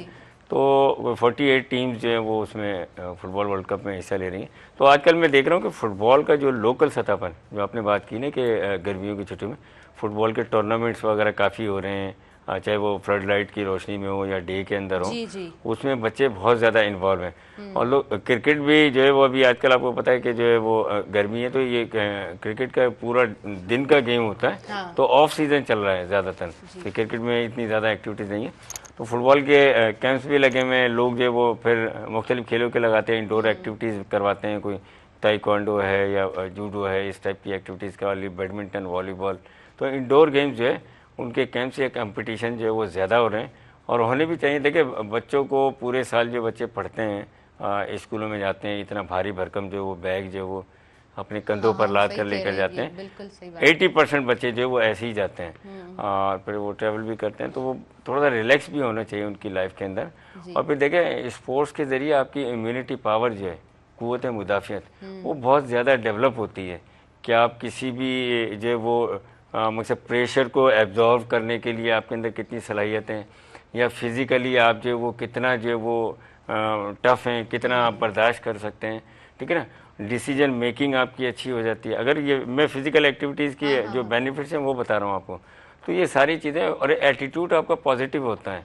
लेकिन आप मुख्तलिफ शोबे में आप देख लें कि खेलना, जीतना, हारना, नॉर्मलाइज करना चीज़ों को, हम स्पोर्ट्स आपको हारना सिखाती है। हारने के बाद आपकी क्या कैफियत होती है इंटरनल, वो आपको पता लगता है कि मैं हार गया तो मेरी क्या कैफियत है। बाकी किसी भी फील्ड में आप जो वो इस तरीके से आपको फीलिंग नहीं होती, फिर आप यूज टू हो जाते हैं। जब डेली खेलते हैं, हारते भी है, जीतते भी हैं, हारते भी है, जीतते भी हैं, तो फिर वो आप यूज टू हो जाते हैं इस हार के भी और जीत के भी। तो उससे आपके एटीट्यूड में बहुत ज़्यादा चेंजेस आती हैं, आपकी पर्सनैलिटी में, एटीट्यूड में, कैरेक्टर में। कहते हैं ना कैरेक्टर बिल्डिंग, तो स्पोर्ट्स से बेहतर जो है वो कैरेक्टर बिल्डिंग कहीं हो नहीं सकती किसी भी फील्ड में। ज़बरदस्त। अच्छा जनाब, पहिरियों असां ब्रेक की तरफ अॻियां वधूं था। नाज़रीन, प्रोग्राम में साथ मौजूद है मीज़ान बैठक प्रीमियम चूरो चांहि जो एक प्रीमियम डस्ट जो मखसूस मिलाप जो फौरी तौर ते सुठो रंग, मज़बूत खुशबू ऐं आला मयार जो ज़ाइको फ़राहम करे थो। ॾिसंदा रहिजो सुबुह मेहराण।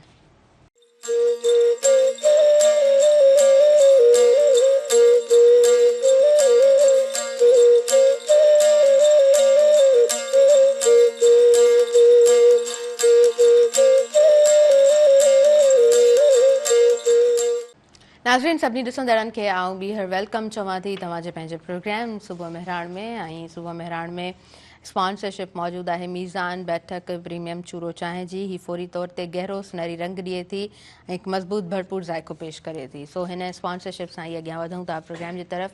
इमरान अली नूनारी साहब प्रोग्राम में मौजूद आहिनि ऐं SM नदीम साहब प्रोग्राम में मौजूद आहिनि। सो उन्हनि सां ॻाल्हि ॿोल हले पई। अच्छा SM नदीम साहब, जून जुलाई के 2 मंथ, मतलब बचपन में ये छुट्टियाँ कैसे गुजारते थे आप? हम तो एंजॉय करते थे और 2 महीने की प्लानिंग करते थे कि भाई घूमने घुमाने के तो माहौल था नहीं। मकसद एक होता है ना फाइनेंशियली तौर पे बहुत ज़्यादा स्ट्रॉन्ग होना। जी जी। तो हम लोग माशाल्लाह से बहन भाई जो वो काफ़ी थे, तो फिर उनकी एजुकेशन, फिर वालिदैन ने जो वो सारा बेड़ा उठाया, उन्होंने भाई हमें एजुकेशन देना, सारे एक्सपेंसिव बेयर करना। तो ये कि अपने इलाके में ही रहते हुए हमारे फादर जी बाग वगैरह लिया करते थे, जैसे आम का बाग हो गया, मैंगोज़ का, वहाँ बाग में चले गए या कोई ट्यूबवेल वगैरह पर चले गए। इस टाइप की एक्टिविटीज़ वगैरह ज़्यादा होती थी। और जब से खेलने लगे फिर हम जो वो ऑफ सीज़न जैसे गर्मियों की छुट्टियाँ हो गई, तो उसमें जो अपना शेड्यूल बनाया करते थे कि सुबह मॉर्निंग में भी ट्रेनिंग करनी है, फिर जो वो आराम करना है, फिर जो वो शाम में जाके जो वो जिम के अंदर जो है वो स्ट्रेंथ वर्क करना है। तो इस टाइप की एक्टिविटीज़ वगैरह ज़्यादा रही हैं हमारी। कहीं हल्का फुल्का कराची चले गए या लाहौर इस टाइप की जगह पर चले गए, आप घूम फिर कर आ गए। तो वो कहते हैं ना कि बचपन की यादें बड़ी जो वो ज़बरदस्त होती हैं और वो हमेशा आदमी जो है भूलता नहीं, क्योंकि जिम्मेदारियाँ नहीं होती हैं उस टाइम पर। अब जिम्मेदारियाँ आ गई हैं तो अब तो वो जिम्मेदारी सबसे अच्छी लगती है, बाकी घूमना कमाना ये वो मतलब वो कोई कहता भी है ना घर से कि यार कहीं चल रही है, तो वो एक लम्हे के लिए तो आदमी सख्ते में आ जाता है कि जाना भी चाहिए कि नहीं जाना चाहिए, क्योंकि माइंड फ्रेश नहीं रहता अब। मतलब इतनी जिम्मेदारियां, इतने काम, इतने मसले, इतने मसाइल, ठीक है ना, कि वो एक के पीछे एक काम लगा हुआ है, एक के पीछे एक काम लगा हुआ है। तो ये वजूहतें हैं, उसकी वजह से जो वो घूमना घमाना जो थोड़ा सा अब तो कम होता है, लेकिन पहले जो हम लोग बड़ा एंजॉय किया करते थे और बड़ा अच्छा टाइम गुजारा हमने। वो बचपन जो है वो एक खूबसूरत बचपन था। ज़बरदस्त ज़बरदस्त। अच्छा इमरान अली नूनारी साहब, अव्हां जो भला वो नंढपण जो जून जुलाई जा 2 महीना कीअं गुज़रंदा हुया? 2 महीना ज़ाहिर आहे त जेकॾहिं स्कूल बंदि आहिनि त ॿार आहे पुट, पोइ खेॾण में शरारती ॿार हुया या हिकिड़ो संजीदा ॿार हूंदो आहे? न, नंढपण में मां शरारती हुयुमि, छो वॾनि खां बि इहो ई ॿुधंदो आहियां तव्हां ॾाढा शरारती हूंदव, पर हाणे वरी तमामु सीरियस थी विया, उन खां माना उबतड़ थी विया। सो वक़्तु वरी बदिलाए छॾे थो डेफिनेटली। नंढपण जूं यादूं त हाणे ख़ूबसूरत आहिनि। उहो जीअं जगजीत जो ग़ज़ल आहे त वो लुटा दो मुझे दिन वो रातें और नानी की कहानी और वग़ैरह वग़ैरह इन ते अथसि ॾाढो ख़ूबसूरत गज़ल ॿुधियो हूंदो तव्हां ख़ूबसूरत गज़ल आहे हा सो बचपन की यादें त उहो ॾाढो ख़ूबसूरत आहे ज़िम्मेवारियूं वाक़ई न आहिनि फ्री ऑफ माइंड ऐं 25 सालनि तो ई या तक़रीबन त माण्हू हवाउनि में उॾ रहंदो आहे यानी इहा सोच ई न हूंदी आहे त छा करिणो आहे ऐं जेको आहे त ज़िंदगी जो मक़सदु ख़ासि कहिड़ो आहे ऐं मौत जो कॉन्सेप्ट कहिड़ो आहे इवन डेथ जो बि कॉन्सेप्ट आहे न छो जो इंसान जे ज़हन में ई न हूंदो आहे बसि ईअं चवंदा आहिनि न जीअं अंधे घोड़े ते सुवारु हूंदो आहे माण्हू जवानी में पर नंढपिण में त अञा ई उन खां वधीक मां छा को अहिड़ो आहे बुराक टाइप सुवारी आहे जेको बि आहे सो ॾाढो मज़ेदार आहे असां ॻोठ में रहंदा हुआसीं ऐं हिते जामशोरे में बि नंढपिण खां वठी छो 40 साल थी विया जामशोरे असांजो जेको ठुल शहरु आहे अबाणो शहरु आहे उते अचु वञु हूंदी कॾहिं हिते हूंदा हुआसीं कॾहिं हुते हूंदा हुआसीं सो प्राइमरी तइलीम मूं हासिलु कई पंहिंजे अबाणी शहर मां ठुल शहर मां नंढो शहरु आहे टाउन हाणे त माशाल्लाह उहो त डेवलप्ड आहे सो उते ऐं उन खां पोइ वरी असां जामशोरे शिफ्ट थियासीं ऐं वालिद साहब बि मुंहिंजे ख़्याल 1991 हले 92 में सिंटेक्स बुक बोर्ड में जॉब थी त वरी असां हिते शिफ्ट थी आयासीं पोइ वरी बक़ाया तइलीम असां हिते जामशोरे में वरितीसीं ऐं उन खां पोइ इस्लामाबाद में MSc कईसीं वरी हाणे त जॉब में लॻी आहियूं ज़िम्मेवारियूं हा सो नंढपिण त हाणे ॾाढो ख़ूबसूरत आहे उहे दोस्त हाणे बि मिलंदा आहियूं उहे ई शरारतूं कंदा आहियूं ऐं ईद जो ॾींहुं ख़ासि तौर ते न थिए त पोइ कंबाइन वेही करे सलाह मशवरा ऐं ॻोठ जा ई जेके बाबा तव्हां आइस्क्रीम खाराईंदव ऐं तव्हां असांखे फलूदो खाराईंदव ऐं फलाणो बोतलूं पीआईंदो हर हिकु ड्यू नंढपिण जूं इहे हिकिड़े क़िस्म जूं इहे यादूं आहिनि सो मुंहिंजो जो कज़न आहे उहो मुंहिंजो माना हिकिड़ो ब्रदर बि थिए ऐं हिकिड़ो बेस्ट फ्रेंड माना अञा ताईं बि आहे हा पोइ जॾहिं वेंदा आहियूं नंढे लाइ नंढपिण जूं यादूं बि ताज़ियूं कंदा आहियूं जॾहिं असां ॻोठ वेंदा आहियूं ऐं डिसंबर में वेंदो आहे तक़रीबन 8-10 ॾियारा साल में ऐं वधीक न हींअर त गर्मियुनि में ॻोठ वञण जो कोई सोचे ई न न न होॾां जैकबाद साइड त गर्मी हिते मूंखे त कई साल मूंखे यादि न आहे केतिरा साल थिया गर्मियुनि में कॾहिं न वियो आहे हा मजबूरी ॿी शइ आहे को मरणो जीअं चवंदा आहिनि पढ़णो आहे को अहिड़े क़िस्म जो त वञी सघे थो माण्हू पर इतफ़ाक़ अहिड़ो न थियो आहे अल्हम्दुलिल्लाह ऐं डिसंबर में जेको सर्दियुनि जे टाइम में उते त उहो सौट चवंदो आहे न मुंहिंजो रहंदो आहे अञा बि उते ई पोइ चवंदो आहे हिते असां मौजज़े ते जियूं था जेके जैकाबाद जे इलाइक़े में मौजज़े तौरु हलूं पिया एतिरियूं गर्मियूं हूंदियूं आहिनि ऐं ॿियो लोड शेडिंग जो आज़ार आहे हींअर बि मूं सोशल मीडिया ते छो जो साफ़ ई उतां जा माण्हू त एडनि मूंसां त रखनि था त 14-15 कलाक लाइट कोन्हे वञे पई जेकर लाइट सोलर सिस्टम पर एयर कंडीशन आहे राति जे टाइम आहे त कोई मेंटेन कनि था की नथा कनि के ग़रीबनि खे कहिड़े क्लास जा वरी इहे इशूज़ अलॻि आहिनि ऐं उते लाइट जा बि इशूज़ आहिनि सो गर्मियुनि में न वेंदा आहियूं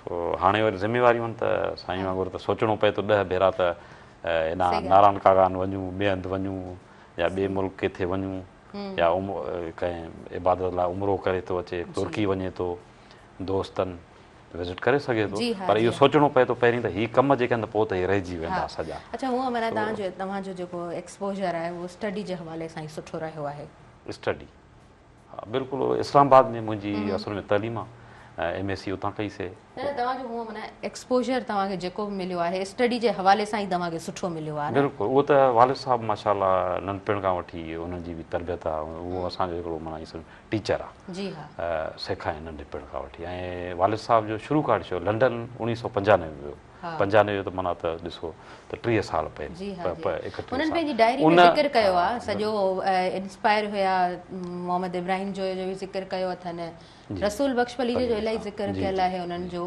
त ज़ाहिरी ॻाल्हि उहे असांजा लेजेंड्स हुया न चवण जो मतिलबु जेको तइलीम जी तव्हां ॻाल्हि कई न त उहो विया त उन्हनि जो शुरू खां वठी किताबनि सां शौक़ु हुयो त वालिद साहब पाण हिते अचे अञा किताब अचनि पिया पुठियां माना एयरपोर्ट खां ईंदा पार्सल थी हिते पोइ किताब जो आया त हिन टेबल जेतिरो हिकिड़ो तक़रीबन दॿो हुयो अहिड़ा 2 दॿा वॾा भरिजी आया उहो लंडन मां ख़ासि वठी आयो पैसा भरे उतां किताब हिते त अलॻि हूंदी लाइब्रेरी सो शुरू वठी वालिद साहब लाइब्रेरी डेवलप कई वरी हाणे त असां पाण प्रोफेसर आहियूं त रोज़ नवां किताब ख़रीद कयूं था ऐं पढ़ूं था तंहिंजे करे ऑनलाइन अलॻि आहे त लाइब्रेरी ठहियलु आहे सो शुरू खां वठी माहौल जेको बहितरु मिलंदो न तव्हांखे त ज़ाहिरी ॻाल्हि आहे ओढ़ापो ज़हन जुड़ंदा हा कार्ल मार्क्स वॾो दिमाग़ हुयो त हुनजे पुठियां वरी बैकग्राउंड आहे जेके बि वॾा शख़्सियतूं आहिनि को न को उन सां मिले थो त तालीम जे वास्ते सां किताब जो को छो टच त इहो हिकिड़ो मैजिकल प्रोसेस त नाहे न, ज़ाहिरी ॻाल्हि आहे हिकिड़ो जेको आहे न उन चवंदा आहिनि त सुठे ज़हन खे तयारु करणो हा पवंदो या वरी ईअं हूंदो आहे त को अहिड़ो शख़्स आहे जीअं हाणे वालिद साहिबु असांजो जेको आहे त माना ख़ानदान मां अॻिते निकिरी आयो, जी उन्हनि किताबनि सां बि शौक़ु रखियो, सियासत सां बि रखियो, समाजात सां बि रखियो, अदब सां बि शौक़ु अथनि, जी जी त उहो पूरे ख़ानदान खे अॻिते खणी आया। जी सिर्फ़ु असां न बल्कि ॿिया उन्हनि जा भाउर जामशोरे शिफ्ट थी आया, और सौट पढ़िया, हाणे उहो मुंहिंजा मासात सौट जेके आहिनि उहे के डॉक्टर थी विया आहिनि, के इंजीनियर आहिनि, ऐं यूनिवर्सिटी में प्रोफेसर अलॻि आहिनि, जेको मूंसां गॾु पढ़ियो माजिद नालो आहे उहो सौट आहे, उहो बि यूनिवर्सिटी में प्रोफेसर लॻे। यानी इहो छा आहे वालिद साहिब जी महिनत आहे, माना हिकिड़ो फ़र्दु अॻिते खणी आयो की पोइ उन मां वरी असां वरी वधीक पिरायोसीं, ट्रेनिंग थी, बैकग्राउंड सुठो मिलियो, त अल्हम्दुलिल्लाह सुठी पोज़ीशन। माशाल्लाह माशाल्लाह तमामु सुठो। अच्छा इस्लामाबाद वारो एक्सपीरियंस भला कीअं रहियो, स्टडी जे हवाले सां वियो हो? ज़ाहिरी ॻाल्हि आहे पोइ उतां जो माहौल तब्दील ऐं सिर्फ़ु हिकिड़ो इरादो हुयो त बाबा पढ़णो आहे। जी जी जी कीअं रहियो? असां वियासीं 2003 में, 3 खां 5 में पढ़ियासीं, ऐं उन दौर में मतिलबु इहो सोशल मीडिया एतिरो हूंदो न हुयो, बल्कि मोबाइल ई अञा न्यू इन्वेंट थी। तव्हांखे ख़बर आहे उहो मुशरफ जो दौर हुयो, मुशरफ जे दौर में ई मोबाइल, गाॾियूं, एसियूं वग़ैरह माना डेवलप थी अची वियूं पाकिस्तान में घणे पैमाने ते। पोइ उन टाइम नई नई मोबाइल सैमसंग मूं उन टाइम वरिती, ऐं कॉन्सेप्ट उते इस्लामाबाद में ॾिठोसीं, वठणी कईसीं।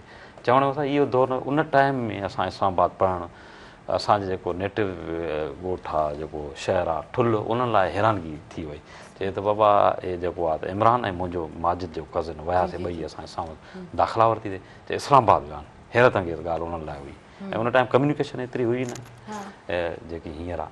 त इस्लामाबाद जी एजुकेशन मां त इहो सलाह ॾींदुसि ॿियनि जेके यंगस्टर्स आहिनि, MSc करणु चाहिनि था, MA करणु चाहिनि था, या बैचलर प्रोग्राम आहे, क़ाइदे आज़म यूनिवर्सिटी बेस्ट यूनिवर्सिटी आहे, ऐं पाकिस्तान जी नंबर 1 यूनिवर्सिटी आहे रैंकिंग में। काफ़ी सिंधी आहिनि पंहिंजा, बिल्कुलु आहिनि, ऐं मेराण काउंसिल आहे उते ठहियलु आहे, जेकर सिंधी वेंदा त उन्हनि खे उहे हेल्प आउट बि कंदा आहिनि। जीअं असां वियासीं शुरू में, उन्हनि जो हिकिड़ो मां मिसाल ॾींदुसि पंहिंजो ई, त वियासीं त शुरू में ई दोस्त उते जेके मेराण काउंसिल जा सिंधी जेके पढ़नि पिया, उन्हनि असांखे पंहिंजो 10 खां 15 ॾींहं पंहिंजे रूम्स में रहायो, फ्री ऑफ कास्ट, ऐं मानी जा पैसा बि भरणु न छॾनि, लंच कनि या डिनर कनि साण वठी वञनि। यानी इहो छा हुयो उन्हनि जी, चइनि पिया असां जेके सिंधी ईंदा आहिनि उन्हनि खे वेलकम कंदा आहियूं, जेसीं ताईं पंहिंजो हुनखे रूम मिले, 2-3 ॾींहं छो दिक़त थींदी आहे, फॉर्म भरिजे थो, वरी चवण हा रूम अलाट थी वञे। पोइ असांखे त हिकिड़ो हॉल मिलियो जंहिंमें 6 ॼणा रहंदा हुआसीं, उहे फर्स्ट सेमेस्टर में ईअं करिणो पवंदो हो, त तेसिताईं उहे सिंधी पंहिंजे रूम्स में रहंदा, उन्हनि ॾाढी ख़िदमत बि कंदा ऐं इनकरेज कंदा ऐं गाइड कंदा इवन त तव्हांखे छा करणु खपे, कीअं कहिड़ा डिपार्टमेंट भला आहिनि। ऐं उते वरी हिकिड़ो ॿियो सिस्टम आहे ज़बरदस्त, तव्हां माना विदिन अ मंथ जेको आहे त डिपार्टमेंट बि चेंज करे सघो था, एप्लीकेशन ॾींदव, ऐं जेकॾहिं उते वेकेंट्स आहिनि माना स्टूडेंट्स, तव्हां उते ई ऑटोमेटिक शिफ्ट कयो, कंहिंखे मिंथ करण जी ज़रूरत न पवंदी जेकॾहिं चाहियो त। ऐं ॿियो उन ते सिस्टम इहो आहे त जेको आहे त तव्हां जेकर 2 सब्जेक्ट फेल था थियो ऐं ॿीहर फेल था थियो त यूनिवर्सिटी मां ई कढी छॾंदा तव्हांखे, वरी ॿीहर दाख़िला न मिलंदी। पोइ उते वरी शागिर्द काफ़ी जेके जेके वरी स्किलफुल शागिर्द आहिनि, ज़हन तेज़ अथनि, उहे छा था कनि, चवनि था हाणे फेल त थी विया आहियूं हिन में, थी सघे थो ॿीहर चांसिस न आहिनि हिन में पास थियण जा, पोइ जल्दी में डिपार्टमेंट मटाए वरी ॿिए में दाख़िला वठी छॾनि था। हा पोइ छा आहे त रिन्यू हुननि जी दाख़िला थी वई, बचा थी वई। बहरहाल तमामु पढ़ाई भली आहे, ऐं उतां छा आहे त यूनिवर्सिटी जेकी रैंकिंग आहे ठहंदी कीअं त तव्हांजी स्टूडेंट जी क्वालिटी ऐं ॿियो फैकल्टी जेकी आहे त केतिरी क्वालिफाइड आहे। उतां जा अल्हम्दुलिल्लाह असांजा जेके टीचर्स हूंदा, डॉक्टर रिफ़त हुसैन, डॉक्टर नज़ीर हुसैन, डॉक्टर जसपाल, डॉक्टर जेको आहे त छा नालो हुनजो, उन मूंखे नालो नथो अचे, ज़हन मां रहिजी वियो आहे, त बहरहाल हा ब्रिगेडियर नईम साले, ब्रिगेडियर नईम साले, अहिड़ा उस्ताद जेके पाकिस्तान जी पॉलिसी जोड़ींदा, इहे थिंक टेकन हींअर बि पाकिस्तान। ऐं हाणे त जसपाल साहिबु वाइस चांसलर बि थी वियो आहे, पर जेके तव्हांखे ॿुधायूं जीअं असां जंगनि जी ॻाल्हि कयूं था न, न्यूक्लियर पॉलिसी जी, आर्म्स कंट्रोल जी, डिसआर्मामेंट जी, ऐं इंडिया पाकिस्तान जे जेकी पॉलिसियूं जुड़नि थियूं, इन्हनि जा इहे इनपुट्स आहिनि, इहे पंहिंजे इनपुट्स ॾींदा आहिनि ख़ासि पॉलिसी में तव्हांखे हीअं करणु खपे, छो उन्हनि वटि वॾी ॼाण आहे। अहिड़ा असां जेकर उस्ताद हूंदा त ज़ाहिरी ॻाल्हि आहे उहे ॼाण असांखे बहितरीनु।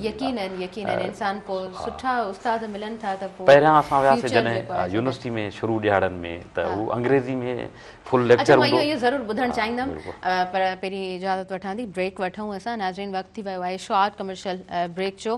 ऐं प्रोग्राम में साथ मौजूद आहे मीज़ान बैठक प्रीमियम चूरो चांहि जो। ये फौरी तौर ते गहरो सुनहरी रंग ॾिए थी, हिकु मज़बूत भरपूर ज़ाइको पेश करे थी। ॾिसंदा रहिजो सुबुह मेहराण।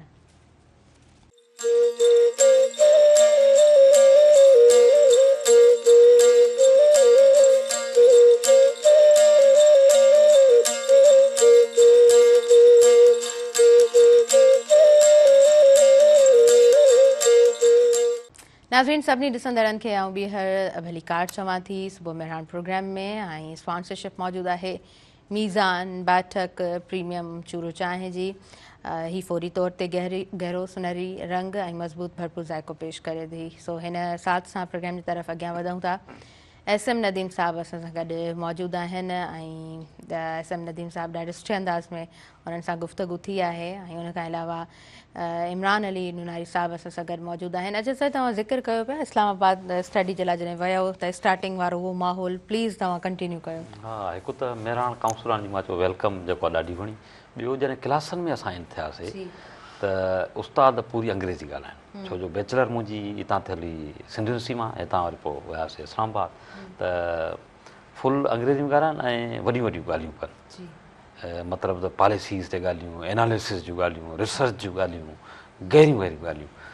वरी असां सोचिया, मां पाण कॾहिं कॾहिं दिमाग़ ॼण हीअ ईअं सम्झंदा वॾा के स्कॉलर वेठा आहिनि उन्हनि खे पढ़ायूं था असां। उहे त ईअं सम्झनि पिया त माना हीअ क्रीम ऑफ पाकिस्तान वेठा आहिनि, छो जो हाणे अञा बैचलर प्रोग्राम बि हुते रखंदा। पहिरियां बैचलर्स 4 years न हूंदो प्रोग्राम, सिर्फ़ु मास्टर हूंदी, MPhil ऐं PhD थींदी, हुते रिसर्च जो कमु थींदो काइदे अज़म में। पर हाणे हुते 4 year बैचलर प्रोग्राम बि आहे, BA बि करे सघे थो माण्हू हुते। त उहे छो सम्झनि पिया हीअ क्रीम ऑफ पाकिस्तान, तंहिंजे करे उहे लेक्चर बि ओहिड़े क़िस्म जा ॾियनि पिया, एनालिसिस रिसर्च ऐं पॉलिसीज़ ते ॻाल्हाइनि पिया, वरी असां को राय वठनि। ऐं ॿियो बहितरीनु तरीक़ो इहो हूंदो त स्टूडेंट्स खे इंगेज कंदा हुते। ऐं असां खां सुवाल इवन के हर उस्ताद जो पंहिंजी स्किल आहे, पंहिंजी तबियत ऐं उनजो वे ऑफ टीचिंग आहे हर हिकु जो। के काफ़ी मेजॉरिटी जेको उस्तादनि जी हूंदी उहे माना स्टूडेंट्स खे इंगेज रखंदा, ॻाल्हाए ॻाल्हाए वरी सुवाल कंदा, तव्हां छा सम्झो, तव्हां कीअं सम्झो था, ऐं जंहिं ॾे इशारो कनि उहो वरी ॻाल्हाए। ईअं न आहे त हुल थी वञे क्लास में, बसि सुवाल कर सभु ॻाल्हाइणु शुरू कनि ऐं सम्झे माना कुझु बि न। सभु ॻाल्हाईंदा पार्टिसिपेट खां सम्झनि, तंहिं करे जंहिं ॾे इशारो कजे उहो ई ॻाल्हाए। ऐं उतां जी लर्निंग जेको आहे त मूंखे इहो फ़ाइदो पए थो, छो जो जीअं चवंदा आहिनि जिथां जी तव्हांखे ट्रेनिंग हूंदी तव्हां वरी ओड़ा थींदव।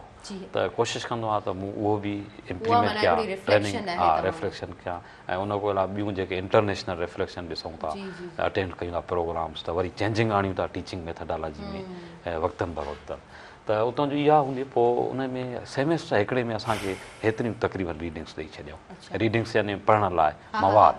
असां चयोसीं हीअ त पढ़ी त असां केतिरो, पोइ त 24 कलाकनि तक़रीबन असांखे 12-13 कलाक ॾियणो पवंदो फस्ट सेमेस्टर में ख़ासि तौर ते।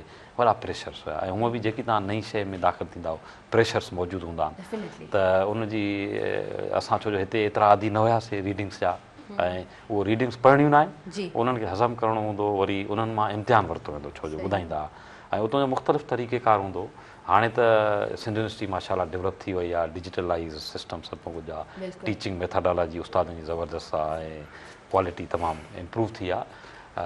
पर असां उन टाइम 2003-05 जी जेकी ॻाल्हि हुई उहा अलॻि ॻाल्हि हुई।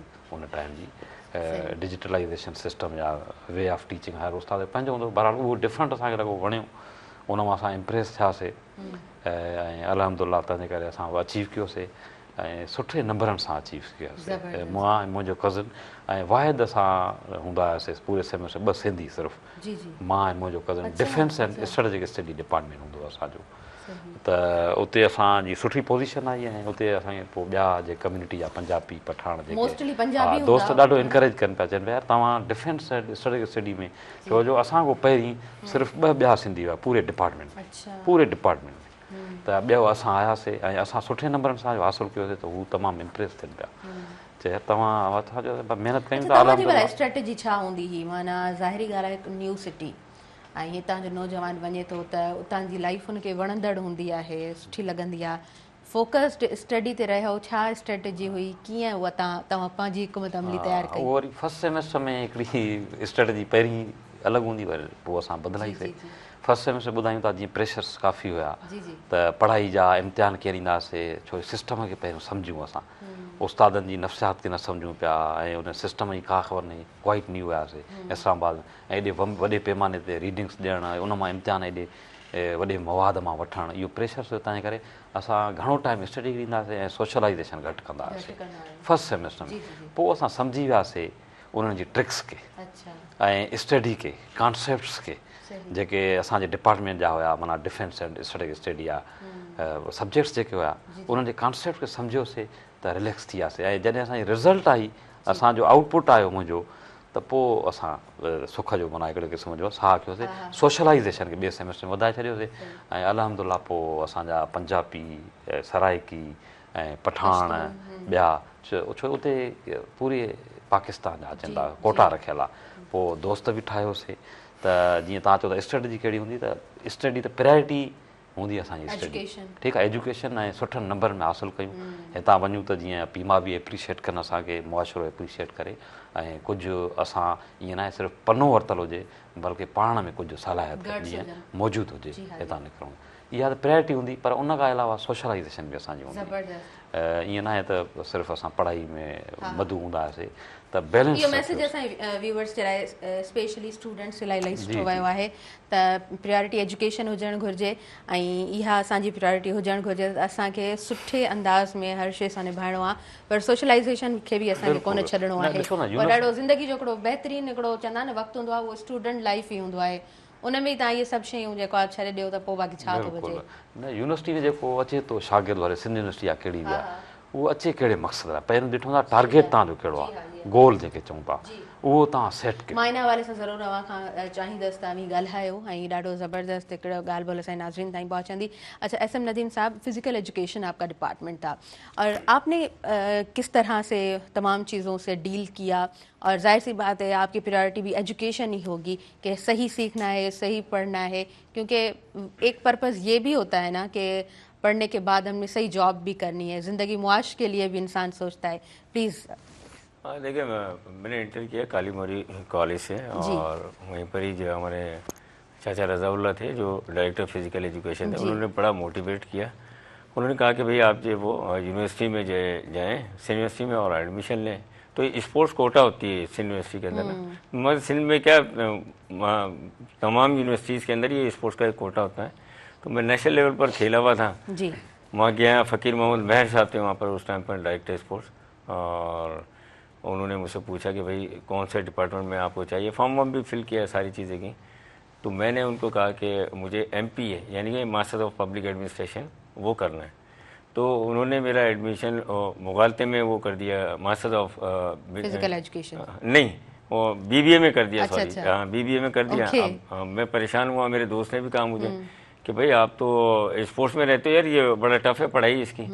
तो फिर मैं दोबारा गया, वो एप्लीकेशन वगैरह दी, तो फिर मैंने मेरा पहला मास्टर जो वो मास्टर ऑफ पब्लिक एडमिनिस्ट्रेशन में सही, वो मैंने किया 98 में। तो अभी जो वहाँ के यूनिवर्सिटी में जो वहाँ के डायरेक्टर हैं हैदर, वो भी हमसे जूनियर ही था 1 साल, मतलब हमारा पूरे पाकिस्तान में सेकंड बैच था पब्लिक एडमिनिस्ट्रेशन में। अच्छा। उसके बाद फिर मैं कराची चला गया, जॉब की मैंने कुछ टाइम जॉब करके। अच्छा, वो मेरा दिल जो है वो था फिजिकल एजुकेशन की तरफ ही जी। पर उसके लिए जो है उस टाइम पे क्या होता था, BS प्रोग्राम नहीं होते थे, ग्रेजुएशन के बाद जो है वो 1 साल का बैचलर और 1 साल का मास्टर्स करवाया करते थे। अच्छा। तो मैं जो वो ये करके और फिर वहाँ चला गया, फिर वापस आए तो फिर मैंने फिजिकल एजुकेशन में जो है वो एडमिशन लिया, क्योंकि मैं स्पोर्ट्स से वाबस्ता था और फिर तमाम दोस्तों को देखता था, चीज़ें करता था। फिर वो आपने जैसे बताया कि भाई कैरियर का भी था, तो मेरी अपनी फील्ड है, और फिर जिस शोबे से आप मुंसलिक हों और उसी के अंदर आपका इंटरेस्ट हो, तो वो एक ज़बरदस्त माहौल बन जाता है आपके लिए। बिल्कुल। तो फिर मैंने यूनिवर्सिटी से टॉप किया, वहाँ पर बैचलर मास्टर दोनों में मैंने जो है फर्स्ट पोजीशन हासिल की और मेडलिस्ट रहा। उसके बाद फिर जो वो जॉब के अंबार लग गए, 4-5 महीने कमीशन पास किए, फेडरल के, सिंध के, यूनिवर्सिटी के टेस्ट क्लियर किए, मतलब मुख्तलिफ जगहों पर। आप जॉब बहुत लकी हैं, आपने 4-5 पब्लिक सर्विस कमीशन के एग्जाम्स पास किए। जी जी बिल्कुल। आजकल तो बड़ा मुश्किल है। मैंने अल्हम्दुलिल्लाह पास भी किया और मैं टॉप पर ही रहा, ऐसा नहीं है कि मैं कोई बॉटम में रहा। मुझे शुरू के 3 जो लोग हुआ करते थे उनके अंदर ही मेरा नाम आता था, कभी पहले नंबर पे, कभी दूसरे नंबर पर। तो कहने का मकसद ये है कि फिर वो मैंने ये देखा। अच्छा, मैंने जॉब के दौरान कभी भी जो वो पैसे को या कोई बहुत बड़ी कोई वो तोप चीज़ बन जाऊँ, उसको नहीं देखा, मैंने अपना सुकून देखा और मुझे सुकून नज़र आया सिंध कॉलेज एजुकेशन डिपार्टमेंट में। हालांकि मुझे यूनिवर्सिटी से भी ऑफ़र थी, ठीक है, कराची में भी मुझे ऑफ़र थी, और भी इस्लामाबाद में मेरी जॉब हो गई थी फेडरल कॉलेजेस के अंदर, वहाँ भी मैंने ज्वाइन नहीं किया। तो मैंने फिर कॉलेज एजुकेशन जो है वो सिंध उसको ज्वाइन किया और अल्हम्दुलिल्लाह जो है वो बड़े सुकून से जॉब कर रहे हैं। मुझे तो देखे ना, एक टाइम आता है, एक स्ट्रगल का भी एक टाइम है, ठीक है ना। अब 50 से ज़्यादा मेरी एज हो गई है, स्ट्रगल का एक टाइम होता है, उस टाइम ड्यूरेशन में बंदा स्ट्रगल करता है। और बिलीव करें कि हमने कभी ना तो दिन देखा ना रात देखी ना आराम देखा है। सुबह 6 बजे हम निकल रहे हैं, 5 बजे घर से निकल रहे हैं और रात को 10 बजे घर में घुस रहे हैं। उसी तरह सुबह पहले ट्रेनिंग कर रहे हैं ग्राउंड में, ट्रेनिंग के बाद यूनिवर्सिटी जा रहे हैं, दोपहर को आ रहे हैं। फिर मेरी वालदा लंच दिया करती थी, ग्राउंड के अंदर ही वो लंच करते थे, 1-1.5 घंटा वहाँ स्टेज के ऊपर ही लेट गए। फिर उसके बाद शाम में जाके जो है अपनी ट्रेनिंग की, फिर पहुँचते रात को 10 बज जाते थे। और ये रूटीन एक दिन की नहीं थी, कुछ 14-15 साल यही रूटीन रही मेरी। सिर्फ एक दिन ऑफ किया करता था, फ्राइडे का दिन, बाकी ये डेली की रूटीन के टंडो जाम से जामशोरो आना, जामशोरो से लतीफ़ाबाद जाना, फिर दोबारा टंडो जाम जाना। तो मकसद स्ट्रगल है। अब ये कि बंदा जो है वो एज के इस मरहले में कि हम सोचते हैं कि थोड़ा सुकून होना चाहिए। तो अल्हम्दुलिल्लाह एक अच्छी जॉब है और सुकून से जॉब कर रहे हैं माशाल्लाह। और बाकी उसके साथ साथ एक्टिविटीज़ अगर आप भी देखते हैं हर जगह इन्वॉल्व होते हैं। माशाल्लाह आप बहुत ज़्यादा एक्टिव हैं, नो डाउट, किसी नो भी हवाले डाउट। से। ये मतलब यही रीज़न है कि स्टार्टिंग से बहुत मेहनत की है और दिन रात कुछ नहीं देखा, बस मेहनत में लगे रहे हैं, तो जाहिर सी बात है इंसान एक्टिव रहता है। अच्छा नाज़रीन, हुआ माना मेहनत सरमायो आहे, मेहनत खां बग़ैर त कुझु बि कोन्हे को। इंसान मेहनत करे थो त पोइ केतिरियूं ई मंज़िलूं उनखे वेलकम करण जे लाइ तयारु हूंदियूं आहिनि, बशर्ते इंसान में पाण में जेको आहे न हिमत हुजे, उहो हौसलो हुजे। ऐं नो डाउट हर माण्हू खे डिफरेंट इशूज़ आहिनि, हर माण्हू जा मुख़्तलिफ़ मसइला आहिनि। ईअं कोन्हे को त तव्हांखे फॉर एग्ज़ाम्पल में बि का अहिड़ी कंडीशन हुजे तव्हांखे लॻे त न असांजा ई हालात ख़राबु आहिनि। हर माण्हू मुख़्तलिफ़ चैलेंजिस खे मुंहुं ॾेई अॻियां वधे थो, पर ज़िंदगी रुकजण जो ज़ाहिरी ॻाल्हि आहे नालो कोन्हे को। ऐं कंसिस्टेंसी सां माण्हू जेको आहे सो अॻियां वधंदो रहे, पंहिंजे कम खे जारी रखे। उते माना ब्रेक हिकिड़ो जेको अची थो वञे न, उहो माना असां पंहिंजी लाइफ खे हिकिड़ो ब्रेक ॾेई छॾींदा आहियूं। त इहे शयूं न हुजणु खपनि, थकिजणु न खपे। माना चवण जो मक़सदु पर इंसानु आहे सर ईअं थींदो आहे, माना हिकिड़ो त माण्हू फिज़िकली तौर बि थकिजी पवंदो आहे, मेंटली तौर बि माण्हू थकिजंदो आहे। ऐं अहिड़ियूं काफ़ी कंडीशन्स ईंदियूं आहिनि, हर इंसान जा लाइफ जा हिकिड़ा अलॻि हिकिड़ो चैलेंजिस हुजनि था। अवां पंहिंजे पाण खे कीअं रिलैक्स रखंदा आहियो? बिल्कुलु सही था चओ, हर माण्हू जी पंहिंजी तबियत ते आहे त रिलैक्स कीअं थो रखे। डिप्रेस माण्हू थींदा आहिनि, परेशान थींदा आहिनि, मसइला बिल्कुलु हर हिक सां। Man is born free but everywhere he is in chain. इंसानु आज़ादु त पैदा थिया पर दुनिया में अचण पोइ ज़ंजीरनि में जकड़िजी वञे थो। माना मसाइल आहिनि ई आहिनि, पर तव्हां मसाइल जे हुजण जे बावजूदि मुस्कुराहट कीअं था आणियो, इहो अॼुकल्ह जो वॾो हिकिड़ो अलमियो आहे। हा, चैलेंज आहे, बिल्कुलु आहे। पोइ हर माण्हू जी पंहिंजी तबियतनि आहार, के माण्हू परेशान थींदा आहिनि त किताबु पढ़ंदा आहिनि, के माण्हू परेशान थींदा आहिनि त राति जो जागी करे गुज़ारींदा आहिनि, के बबल बाथ वठंदा आहिनि, के वॾी वॉक ते हलिया वेंदा आहिनि, के म्यूज़िक ॿुधंदा आहिनि, के इबादत में मशहूरु थी वेंदा आहिनि, के दरगाहुनि जो रुख़ कंदा आहिनि। यानी हर हिक जी इहो छा आहे, तव्हांजे पंहिंजे इनर में जेको इंसानु अंदरि जिथे तव्हांखे सुकून मिलंदो परेशानी दौरान, तव्हां उन तरफ़ रुख़ कंदव। सो मुख़्तलिफ़ पहलू आहिनि। मूं बि जेकॾहिं कॾहिं उदासी छो इंसानु केरु नथो थिए, हर हिक वटि आहे ऐं लम्हा मुख़्तलिफ़ आहिनि, त कोशिशि कंदा आहियूं त मधु थी वञूं कम में। जेकॾहिं इंजॉय कंदा पर मधु थी वेंदा पोइ छा आहे त तव्हांजा ख़्यालात बदिलजी वेंदा। पोइ कहिड़े बि कम में तव्हां किताबु पढ़ी सघो था, ऐं मां म्यूज़िक बि ॿुधंदो आहियां या गाॾी में बि ईंदो आहे, जीअं रिलैक्स थियण लाइ। जॾहिं यूनिवर्सिटी खां वापसी ते अचूं था त म्यूज़िक हलाए छॾंदो आहियां। मतिलबु पोइ खणी उन ध्यानु फुल न हुजे बि, पर ख़बर आहे त किथे न किथे माना अंदरि हा रिदम माना हले पियो, भले सोच कहिड़ी बि हुजे। सो म्यूज़िक बि मूं ॿुधंदो आहियां ऐं उन खां अलावा किताबु पढ़ंदो आहियां। ऐं अॼुकल्ह किताब छा, बल्कि हीअ त मोबाइल मौजूदु आहे, हिन में किताब मौजूदु आहिनि कई हिननि जे ज़रिए। ऐं उन खां अलावा मुंहिंजा पंहिंजा नंढड़ा ॿारड़ा आहिनि, उन्हनि सां रांदि रूंद कयो, छो उन्हनि खे बि टाइम ॾियणु खपे। इन्हनि सां तव्हांजो ख़ुदि जेको आहे त परेशानी मुंहिंजे खां टच ई न कंदी, जेकॾहिं तव्हां ॿारनि सां मधु आयो त उहे घटाइनि था। जीअं ॾिसो न वालिदेन जो जेको टाइम आहे उहो ॿार जे लाइ ॾाढो ज़रूरी हूंदो आहे। ऐं अहिड़ी लिमिटेड एज हूंदी आहे, पोइ ज़ाहिरी ॻाल्हि आहे आराम आराम सां इंसान मेच्योरिटी जे तरफ़ वधी वञे थो। त त सम्झो था त अॼुकल्ह जा वालिदेन पंहिंजे ॿारनि खे प्रॉपर टाइम ॾियनि था, छो त असां जॾहिं ॿारनि जी हेल्थ जे हवाले सां सोचंदा आहियूं, जीअं तव्हां रिसेंटली यूनिसेफ जी रिपोर्ट जी ॻाल्हि कई, त इहे मुख़्तलिफ़ शयूं असांजे साम्हूं ईंदियूं आहिनि त पेरेंट्स अटैचमेंट जेकॾहिं ॿार सां नाहे त उहो बि मुख़्तलिफ़ उन जी ज़िंदगी जा चैलेंजिस वधियो वञनि। बिल्कुलु ईअं ई आहे। जेकॾहिं तव्हांजो काफ़ी पेरेंट्स अहिड़ा आहिनि जेके वालिद आहे जेको, छो जो जॉब ॿाहिरि शहर में आहे या काफ़ी अहिड़ा जे ॿाहिरि मुल्क हलिया था वञनि कमाइण जे सिलसिले में, पर उहो इहे नथा सोचनि त उनजा नेगेटिव इम्पैक्ट्स केतिरा आहिनि, उहो फार बिहाइंड माना तमामु हा, चाहे दुबई वञूं था कमाइण, सऊदी वञूं था कमाइण, पर मां पंहिंजे एक्सपीरियंस सां ॿुधायां जेके असांजा माना मुंहिंजी नज़र मां गुज़रिया आहिनि माण्हू, उहे एॾा दौलतमंद न थिया आहिनि, विया आहिनि सऊदी, मोटी आया आहिनि 10-10 साल 8-8 साल रही, पोइ बि घर बि उहो ई आहे साॻियो जेको ॿिए खे आहे, जेको हिते कमाइनि था, जेकी सहूलियतूं मौजूदु उहे बि उन्हनि खे आहिनि, पर उन में ॿार केतिरो सफ़र करे थो उहो तमामु उनजा वॾा इम्पैक्ट्स आहिनि। छो जो जेकॾहिं पीउ जी शफ़क़त न आहे त हू ॿारु तव्हांजो जेको ओसर हुन जी थींदी ट्रेनिंग थींदी, हू डिप्रेस रहंदो हमेशह, ऐं उन में लीडरशिप क्वालिटीज़ न ईंदियूं, ॻाल्हाए घटि सघंदो ॿिहंदो, ऐं जेको आहे त थी सघे थो उन में इहा सलाहियत न हुजे, नो करण जी सलाहियत बि न हुजे, जीअं तव्हां सवेर सुवालु कयो न त आवाज़ु उथारिजे, आवाज़ु उथारण थी सघे सलाहियत उन में उहा मौजूदु न हुजे, जीअं उन ॿार में हूंदी जंहिंजो वालिदेन जो हथ आहे मथे ऐं पीउ जी शफ़क़त आहे।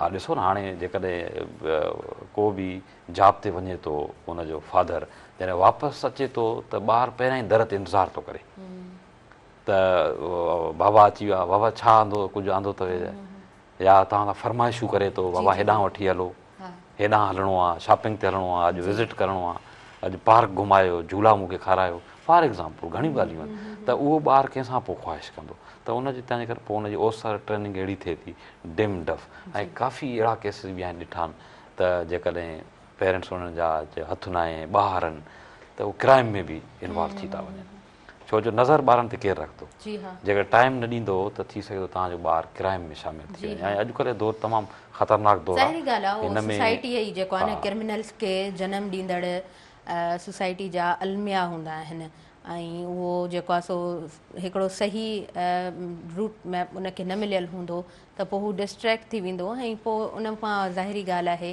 केतिरियूं ई शयूं जेके आहिनि हानिकार असांखे मिलनि थियूं। अच्छा SM नदीम साहब, आप समझते हैं कि वालिदैन का प्रॉपर टाइम देना बच्चों को बहुत ज़्यादा ज़रूरी है, ख़ास तौर पे आज के दौर की अगर हम बात करें तो?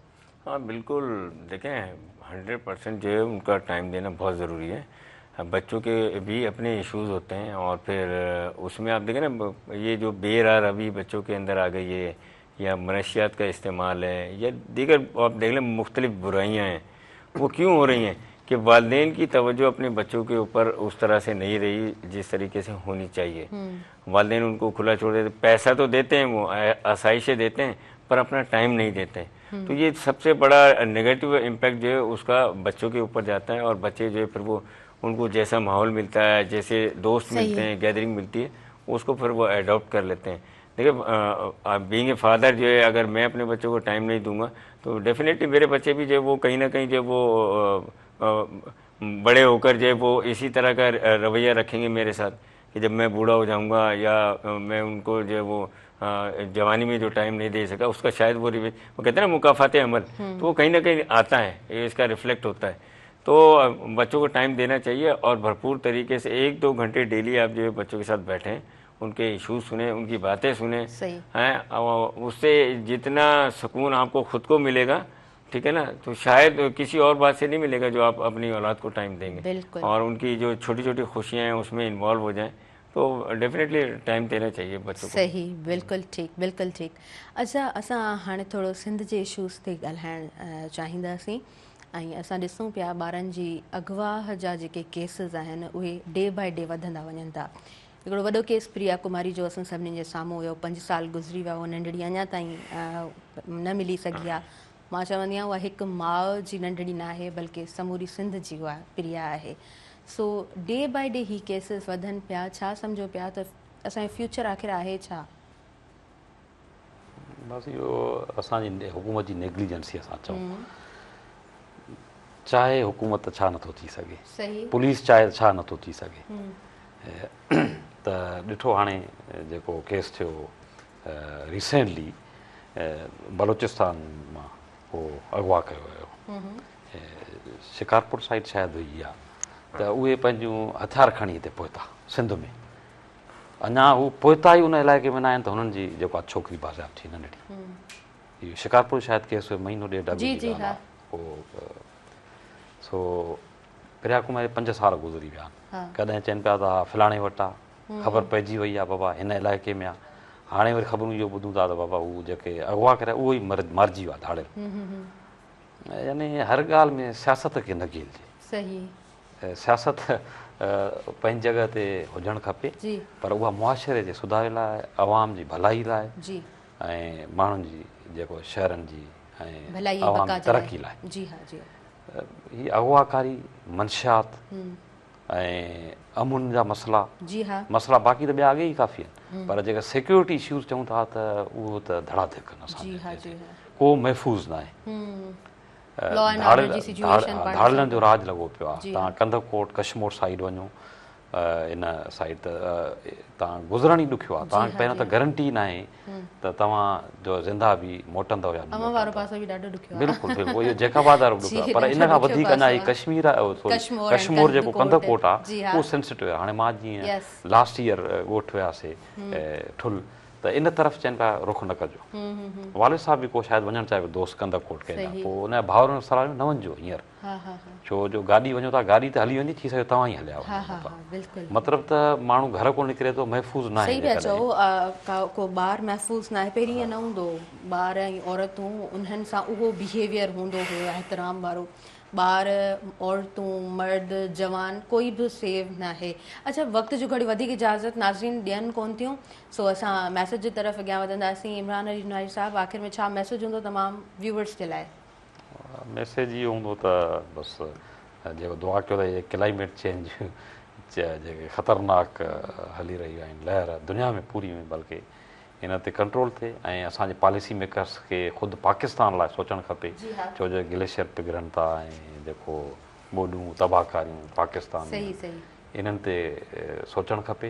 ऐं उन खां अलावा नौजवान भले केतिरो बि तव्हां ॿुधो था सोशल मीडिया ते फलाणो इदारो करप्ट आहे, मेरिट कोन्हे, ईअं, पर तव्हां पंहिंजो बिलीव पाण ते रखो, महिनत जारी रखो ऐं इनशा महिनत जो उहा रंग लाहींदी ऐं इनशा इहे करप्शन फ्री इदारा थींदा।